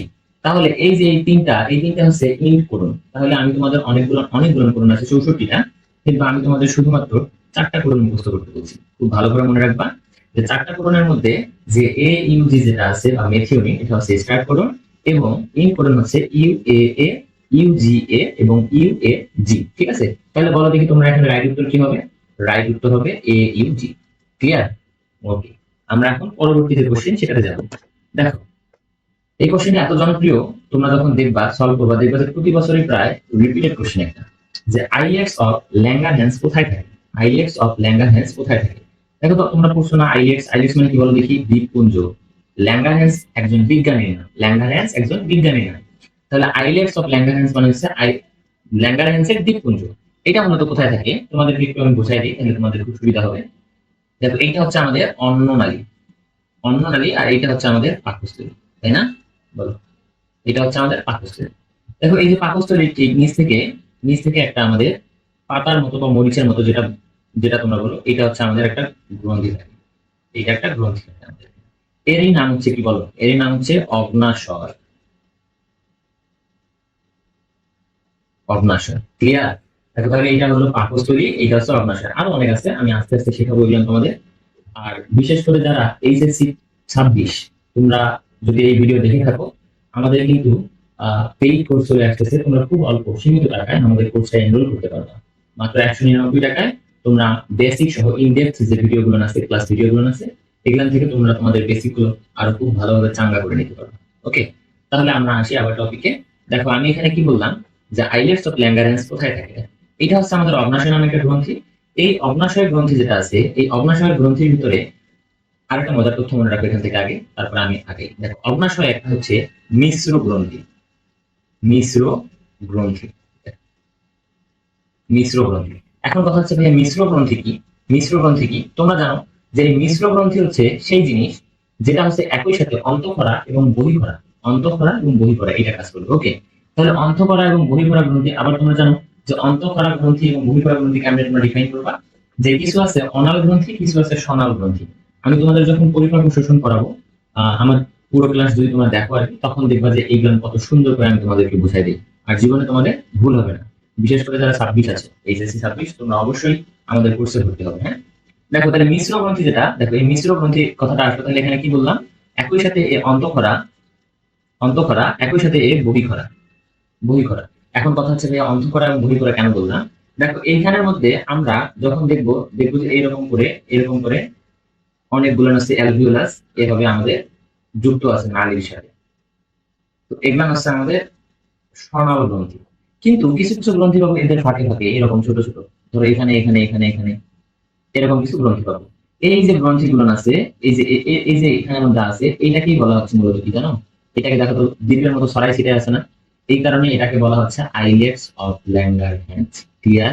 এটা প্রথমে দেখেন বিজ্ঞানী ল্যাঙ্গারহ্যান্স এবং তার নাম অনুসারে তিনি দেন আইলেটস অফ ল্যাঙ্গারহ্যান্স। আমার বিশ্বাস তোমরা বুঝতে পারছো। তাহলে বলো দেখি এখানে আমাদের রাইট উত্তর কি হবে? রাইট উত্তর হবে এখানে অগ্ন্যাশয়, অগ্ন্যাশয়। এবং কোশ্চেনটা খুবই ইম্পর্টেন্ট, খুব ভালো করে মনে রাখবা। দেখো, তারপর পাকস্থলী। পাকস্থলী তোমরা জানো, পাকস্থলী থেকে অনেক কিছু মনে রাখতে হবে। পাকস্থলীতে আমাদের 4 ধরনের কোষ আছে, সেটা মনে রাখতে হবে। তারপর লালা গ্রন্থি, লালা গ্রন্থি থেকে একটু আগে দেখাইছিলাম তোমাদের, কি দেখাইছিলাম বলো? অ্যালিনার মধ্যে অম্লীয় মনে রাখবা, এই দুটো হচ্ছে আমাদের এনজাইম। আর যকৃৎ সম্পর্কে মনে রাখতে হবে সব থেকে বড় গ্রন্থি, সব থেকে বড় গ্রন্থি, বড় গ্রন্থি। আর কি মনে রাখবা? যকৃতে হচ্ছে 1500 মিলিলিটার রক্ত জমা থাকতে পারে, ঠিক আছে? এবং যকৃত হচ্ছে শর্করা যেটা আছে, শর্করাকে গ্লাইকোজেন হিসেবে জমা রাখে, গ্লাইকোজেন। এবং আরেকটা জিনিস মনে রাখবা, যকৃত হচ্ছে পিত্ত তৈরি করে, পিত্ত রস তৈরি করে, পিত্ত রস তৈরি করে। এবং মনে রাখবা এটা জমা রাখে কে? জমা রাখে হচ্ছে পিত্তথলি।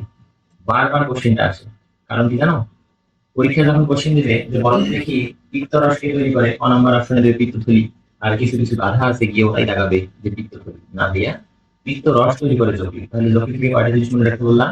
সব থেকে বড় গ্রন্থি 1500 মিলিলিটার রক্ত জমা রাখতে পারে, গ্লুকোজ যেটা জমা রাখে সেটা গ্লাইকোজেন হিসেবে জমা রাখে, এবং পিত্তরস তৈরি করে সেটা জমা থাকে কোথায়? পিত্তথলিতে। ওকে, তারপরে এখন আসো, আরো অনেক এখানে আমি ক্লাস নিতে পারবো, তোমাদের অনেক বুঝাইতে পারবো।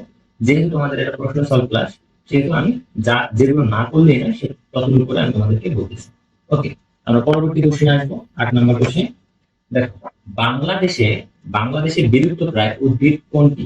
বাংলাদেশে বিলুপ্তপ্রায় উদ্ভিদ কোনটি? দেখো, এই কোশ্চেনটা আমি তোমাদের সব শেষে একটা চার্ট দেবো, ওইখান থেকে তোমরা করবা। ওকে, তো আমরা পরবর্তী যে কোশ্চেনটা আছে এটা আগে দেখি, কারণ এই মুখস্থ টাইপ করাগুলো একটু পরে আমি শেখাচ্ছি তোমাদের কিভাবে সলভ করতে হয়। দেখো, কোন টিস্যুর প্রোটোপ্লাজম ক্রমান্বয়ে মৃত কোষে পরিণত হয়? খুবই ডিপ একটা কোশ্চেন দিছে এবং খুবই ইম্পর্টেন্ট, আমার কাছে খুবই ইম্পর্টেন্ট লাগছে কোশ্চেনটাকে। একটু দেখো, এখানে অনেক তথ্য পাওয়া যেতে পারে। দেখো, কোন টিস্যুর প্রোটোপ্লাজম ক্রমান্বয়ে মৃত কোষে পরিণত হয়? দেখো তো, তোমরা যখন পড়ে আসছো যে উদ্ভিদ আমাদের কি বলে কোষ ও কোষ বিভাজন একটা পড়ছো, তারপর বলছো টিস্যু ও টিস্যু তন্ত্র পড়ছো না? দেখো তো, টিস্যু ও টিস্যু তন্ত্রের মধ্যে তোমরা একটা জিনিস পড়ছো না, ধাতব টিস্যু আর স্থায়ী টিস্যু। এগুলো কিন্তু স্থায়ী টিস্যু আমাদের যে আছে সেই স্থায়ী টিস্যু তোমরা ক্লাস 9 খুব ভালো করে শেখার কথা। যদি কেউ কিভাবে বলে থাকো তাহলে আজকে খুব ভালো করে শিখে নাও। দেখো, কোন টিস্যুর প্রোটোপ্লাজম ক্রমান্বয়ে মৃত কোষে পরিণত হয়? প্রথমে আসি আমাদের প্যারেনকাইমা। আচ্ছা, প্যারেনকাইমা প্যারেনকাইমা সম্পর্কে আমরা কি জানবো? প্যারেনকাইমা হচ্ছে জীবিত টিস্যু। প্রথমে দেখো, জীবিত কোষ, আমি লিখলাম জীবিত, জীবিত কোষ না টিস্যু, জীবিত টিস্যু। ঠিক আছে, তাহলে প্যারেনকাইমার যে কোষগুলো আছে, কোষগুলো হচ্ছে জীবিত। প্যারেনকাইমার যে কোষগুলো আছে সেগুলো কেমন বলো? জীবিত। তারপর আসো ক্লোরেনকাইমা যেটা আছে, ক্লোরেনকাইমা।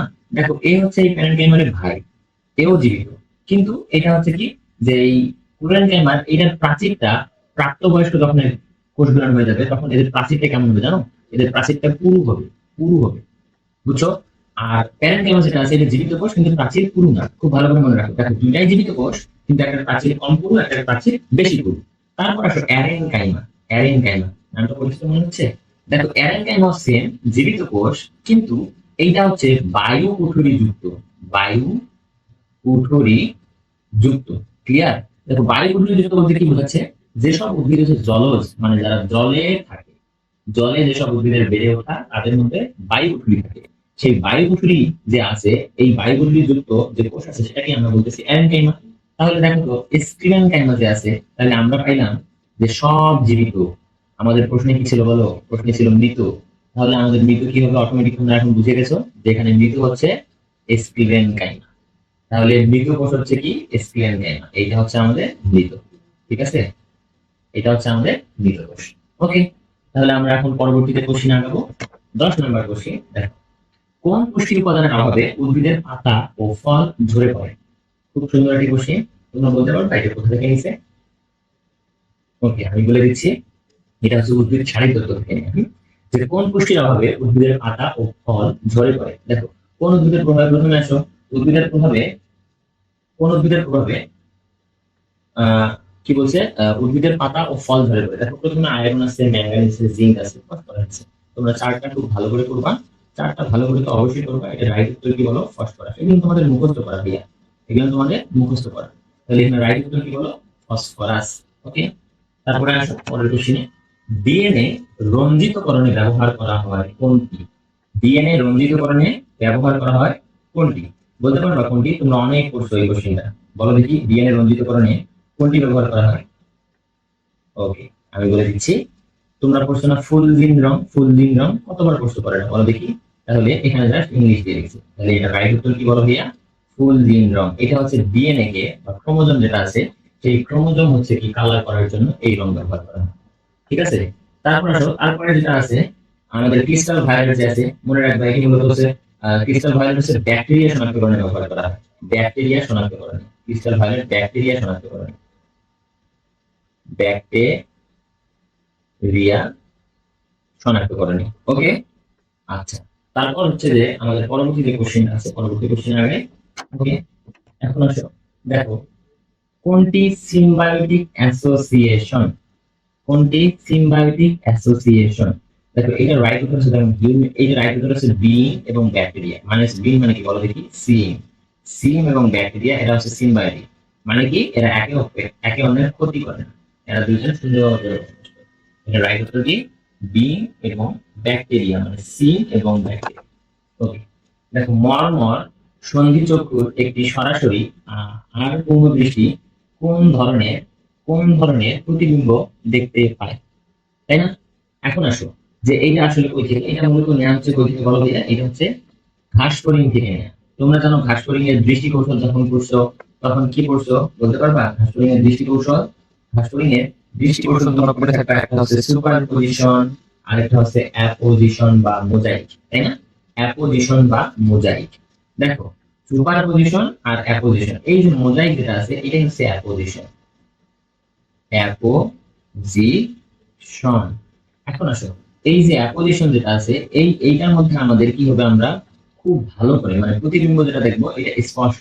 প্রতিবিম্ব প্রতিবিম্ব এটা আমরা স্পষ্ট দেখবো, ঠিক আছে? প্রতিবিম্ব কি দেখবো ভাইয়া বলো? স্পষ্ট দেখবো। এবং সুপার পজিশন যেটা আছে এটাতে আমরা স্পষ্ট প্রতিবিম্ব দেখবো না, এটাতে আমরা কেমন দেখবো? এটাতে আমরা ঝাপসা প্রতিবিম্ব দেখবো। আমরা তো দেখবে কি বলো কি ঘাস করে, তাই না? ঘাস করে এটাতে ঝাপসা প্রতিবিম্ব দেখবো। তো ওকে, পরবর্তীতে আসি। সার্চ, ইবোলা এবং নভেল করোনা কি ধরনের ভাইরাস? সার্চ, ইবোলা ইবোলা এবং নভেল করোনা, তোমরা এটার সাথে সবাই পরিচিত। এটার সাথে সবাই পরিচিত, তাই না? যে এটা আমাদের কি একটা অবস্থা, শোচনীয় অবস্থা, তাই না? জীবন থেকে মোটামুটি 1-1.5 বছর আমাদের সবারই চলে গেছে। তো এই নভেল করোনা আজকে আবার চলে আসছে, তাই না? দেখো সার্স, ইবোলা এবং নভেল করোনা ভাইরাস ভাইরাস কি ধরনের, তাই না?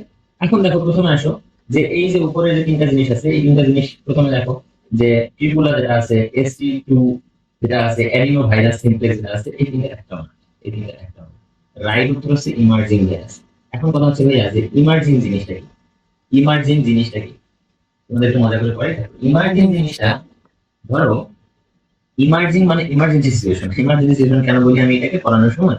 দেখো ইমার্জিং ভাইরাস হচ্ছে যে ভাইরাসের পোষক দেহ ধরো আগে ছিল একটা, পরবর্তীতে হয়ে গেছে আরেকটা। কি বললাম? আগে ছিল একটা, পরবর্তীতে হয়ে গেছে আরেকটা। এদেরকে বলা হচ্ছে ইমার্জিং ভাইরাস, ঠিক আছে?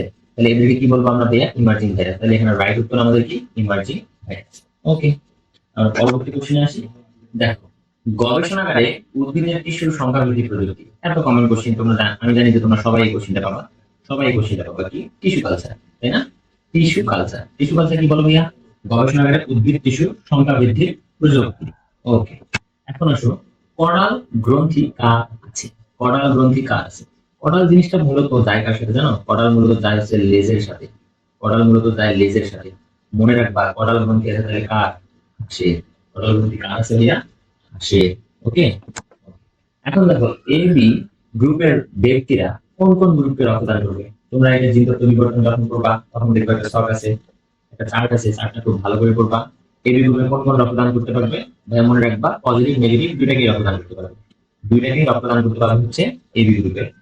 এ বি গ্রুপের। ওকে, এখন আসো আমরা পরবর্তী যেটা আছে সেটা দেখি। লবণাক্ত পরিবেশে জন্মে ও বিস্তার লাভ করে কোন কোন ধরনের উদ্ভিদ? লবণাক্ত, দেখো তো লবণ, লবণ কথাটা তোমাদের একটু শেখায় কিভাবে আসলে অ্যান্সার গ্রহণ করবা, কিভাবে একটা ভালো জায়গায় যাইতে পারবা। লবণাক্ত তোমরা জানো না? দেখো তো পর্যায় সারণী 17 নম্বর গ্রুপ যেটা আছে সেটাকে তোমরা কি বলো? হ্যালোজেন। কেন হ্যালোজেন বলো বলো দেখি? কারণ হ্যালোজেন গ্রুপ বলি কারণ এরা আছে লবণ তৈরি করে, তাই না? লবণ তৈরি করে। তাহলে যে উদ্ভিদটা হবে, আর ফাইটা মানে উদ্ভিদ, এটা জানো তো? ফাইটা মানে কিন্তু উদ্ভিদ। দেখো এখানের মধ্যে প্রথমেই যে আছে হ্যালো ফাইটা, তাহলে তোমরা বুঝে ফেলছো যে এখানের মধ্যে আসলে খেলাটা হয়ে গেছে কোথায়? এই যে হ্যালো ফাইটা।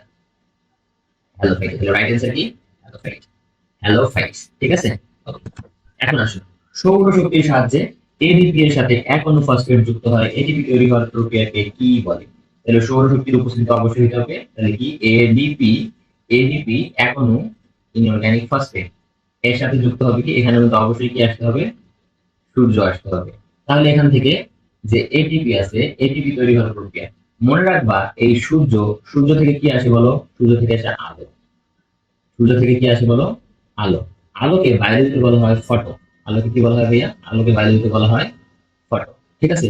তাহলে দেখো তো এই যে এডিপি মানে কি, এডিপি এবং ইনঅর্গানিক ফসফেট যেটা আছে এই দুইটা বিক্রিয়া করে কি তৈরি করতেছে, এটিপি, তাই না? এটিপি যে তৈরি করলো, এখন দেখো এই পুরো প্রক্রিয়াটাকে বলা হয়, এই পুরো প্রক্রিয়াটাকে বলা হয় ফসফোরাইলেশন। কি বললাম? ফসফোরাইলেশন। যেহেতু সূর্যের উপস্থিতিতে তার মানে আলো আছে, তাই একটু ফটোটা যুক্ত করে দেবো, তাহলে এর নাম কি হবে বলো? এর নাম হবে ফটোফসফোরাইলেশন। কি হবে ভাইয়া? ফটোফসফোরাইলেশন। বুঝতে পারছো? সালোক সংশ্লেষণ তোমরা জানো, একটু বলে দিই, সালোক সংশ্লেষণ তোমরা জানো, এখানে গ্লুকোজ তৈরি হবে, এখানে গ্লুকোজ তৈরি হবে, তারপর গ্লাইকোলাইসিস তোমরা জানো, এটা শ্বসনের সবাত এবং অবাত উভয়ের হচ্ছে প্রথম ধাপ হচ্ছে গ্লাইকোলাইসিস, আর শ্বসন তোমরা তো জানো। তাহলে এই 19 নাম্বার কোশ্চেনটা আমরা বুঝতে পারছি। এখন আমরা পরবর্তী আছি। দেখো খুব সুন্দর একটা কোশ্চেন নিয়েছে এখানে। সুন্দর কোশ্চেনটা কি? বীজহীন ফল উৎপাদন প্রক্রিয়াকে কি বলে? দেখো বীজহীন ফল উৎপাদন প্রক্রিয়াকে কি বলে? কোশ্চেনের উত্তর করো দেখি কমেন্ট বক্সে, তোমরা পারো কিনা। দেখো এই যে পার্থেনোজেনেসিস যে আছে, একটু বলে দিই, পার্থেনোজেনেসিস এই চারটা বইয়ের যে তোমার এই চারটা আছে, হ্যাঁ, বই থেকে খুব ভালো করে এই যে অল্প কয়েকটা জিনিস আছে খুব ভালো করে পড়বা, না হলে কিন্তু দেখা যাবে যে তুমি এক মার্ক মিস করে ফেলতে পারো। দেখো পার্থেনোজেনেসিস যেটা আছে, এইটা হচ্ছে নিষেক ছাড়াই ডিম্বাণু যখন হচ্ছে সরাসরি ভ্রূণ বা নতুন উদ্ভিদ তৈরি করে, তাহলে নিষেক ছাড়া, এটা হচ্ছে কি নিষেক ছাড়া, নিষেক ছাড়া। ক্লিয়ার? কি তৈরি করবে? ভ্রূণ বা উদ্ভিদ। তাহলে আমরা সেটাকে কি বলবো? পার্থেনোজেনেসিস। তারপর আসো পার্থেনোজেনেসিসের পর অ্যাপোগেমি। অ্যাপোগেমি কি? যে এইটার যে আমাদের গ্যামেটোফাইট আছে, এটা থেকে সরাসরি ভ্রূণ তৈরি হবে, গ্যামেটোফাইট থেকে সরাসরি ভ্রূণ তৈরি হবে। এখন আসো আমাদের রাইট উত্তর কোনটা ভাইয়া বলো? পার্থেনোকার্পি। পার্থেনোকার্পি হচ্ছে আমাদের রাইট উত্তর। উত্তর কি? যে বীজহীন ফল, মানে এই পার্থেনোকার্পি প্রক্রিয়ায় বীজ তৈরি হবে না, শুধুমাত্র আমরা ফলটা পাবো। ঠিক আছে? আর অ্যাপোস্টোমি যেটা আছে, এই অ্যাপোস্টোমির ক্ষেত্রে স্পোরোফাইট যেটা বলেছে সেটা থেকে ডিরেক্ট আমাদের কি তৈরি হবে? ডিরেক্ট তৈরি হবে আমাদের গ্যামেটোফাইট। ওকে, তাহলে আমাদের 20 নম্বর কোশ্চেন শেষ। এখন আমরা পরবর্তীতে আসি। দেখো দ্বিনিষেক প্রক্রিয়া কোন উদ্ভিদের বৈশিষ্ট্য? দ্বিনিষেক, দ্বিনিষেক মানে দুইবার নিষেক, তাই না? দ্বিনিষেক প্রক্রিয়া কোন উদ্ভিদের বৈশিষ্ট্য? খুব ইম্পর্টেন্ট। দেখো দ্বিনিষেক মূলত মনে রাখবা, নগ্নবীজি যেটা আছে, নগ্নবীজিতে দ্বিনিষেক ঘটে না। ওকে, তাহলে ঘটবে কোথায় ভাইয়া? ঘটবে হচ্ছে আবৃত। তুমি যে সকল উদ্ভিদ মোটামুটি দেখো রেগুলার জীবনে, সেখানে আমাদের কি ঘটে বলো? দ্বিনিষেকটা ঘটে। এখন কথা হচ্ছে ভাই ব্যতিক্রম কিছু নাই? হ্যাঁ, আছে একটা ব্যতিক্রম আছে। নগ্নবীজির মধ্যে ইফেড্রা, ইফেড্রা, এই ইফেড্রা নামক যে উদ্ভিদ আছে, এই ইফেড্রা উদ্ভিদে শুধুমাত্র কি ঘটে ভাইয়া? দ্বিনিষেক ঘটে। এই ইফেড্রা থেকে ইফেড্রিন তৈরি করা হয়। ইফেড্রিন যেটা কি বলো দেখি? ঘুমের ওষুধ, ঘুমের ওষুধ। ওকে, তোমরা বুঝতে পারছো? ওকে, এখন আসো পরবর্তী কোশ্চেন। দেখো পরিপূরক জিনের ফিনোটাইপিক অনুপাত কত? এখন তোমাদের আর একটা মার্ক কমন দিই। দেখো যে এখানে অবশ্যই তো এটা ইম্পর্টেন্ট, তোমরা যে আমাদের জিন তত্ত্ব বিবর্তন আছে, জিন তত্ত্ব বিবর্তনের অনুপাত পড়া ছাড়া জিএসটি এক্সাম দিতে যাবা না। কি বললাম? যে যতগুলা অনুপাত আছে প্রত্যেকটা অনুপাত নকদর্মনে না আসা পর্যন্ত জিএসটি এক্সাম দেওয়া যাবে না, কারণ আমার বিশ্বাস যে এখান থেকে একটা কোশ্চেন আসার সম্ভাবনা অনেক বেশি। ওকে, দেখো এখন তোমাদেরকে বলি, তোমরা জানো মেন্ডেলিয়াসের দুইটা সূত্র দেয়। কয়টা সূত্র দেয় ভাইয়া? দুইটা সূত্র দেয়।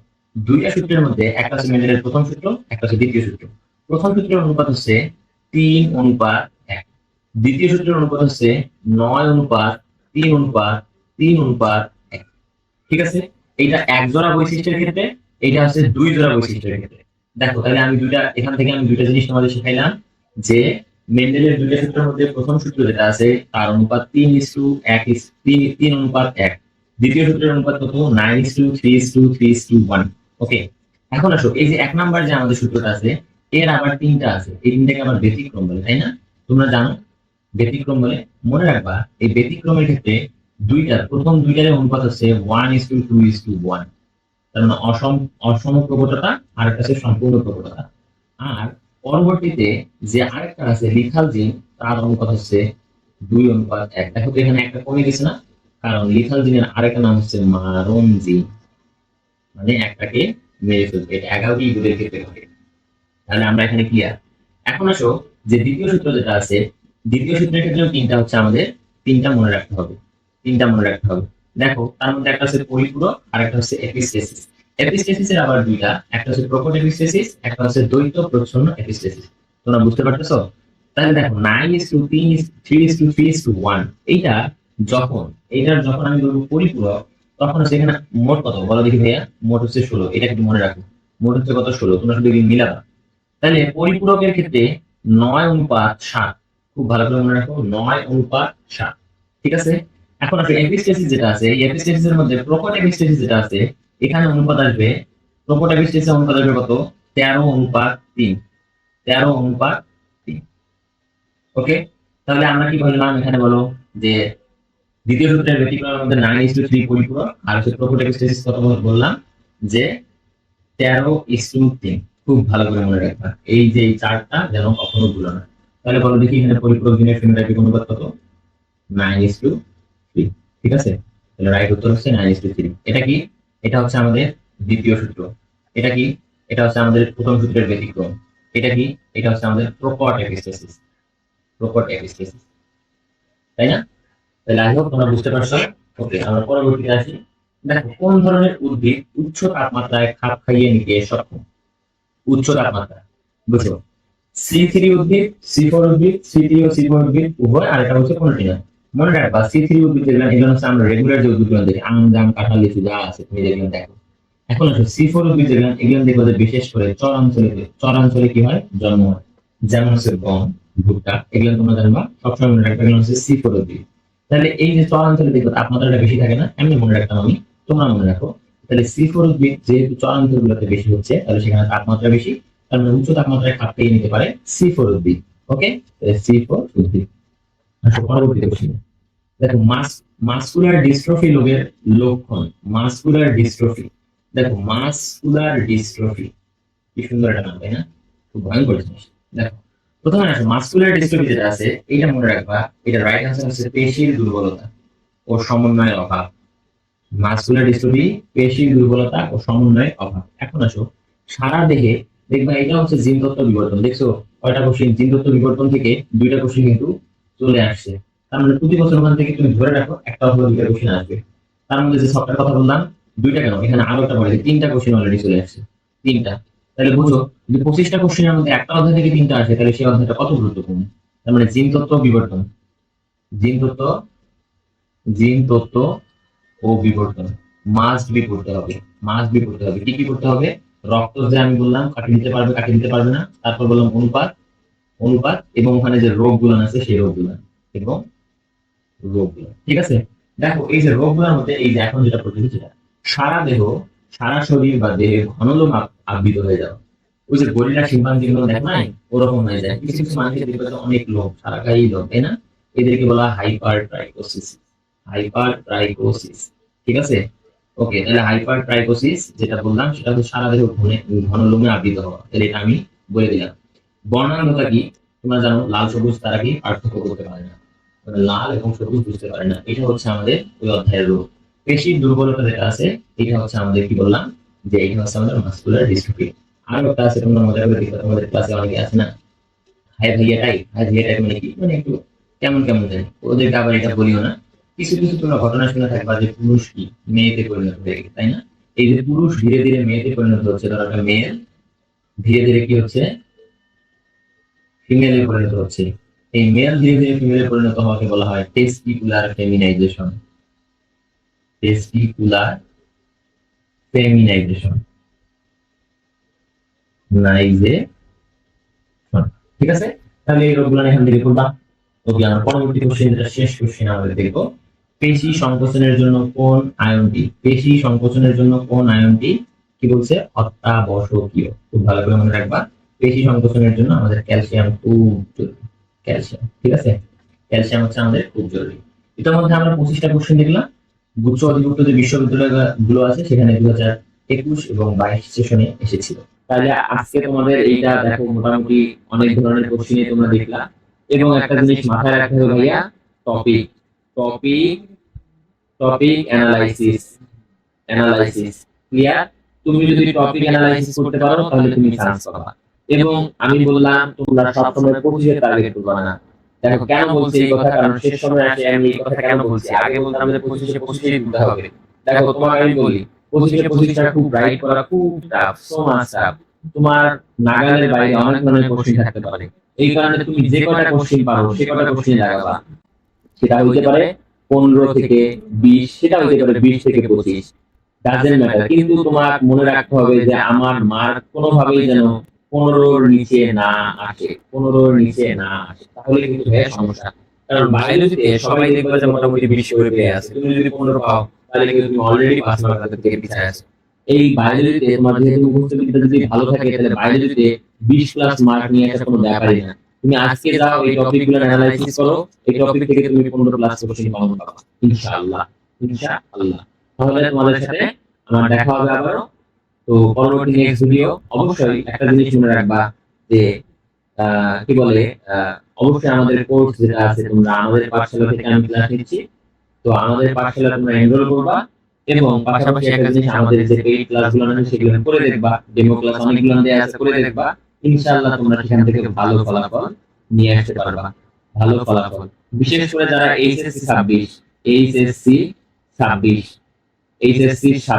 তোমরা অবশ্যই ভিডিওগুলো দেখলে কমেন্ট করে জানাবা যে তোমরা এইচএসসি 26, ঠিক আছে? তোমাদের নিয়ে আমাদের অনেক পরিকল্পনা এবং প্ল্যান আছে, ইনশাআল্লাহ বেটার কিছু তোমরা পেতে যাচ্ছ। ওকে।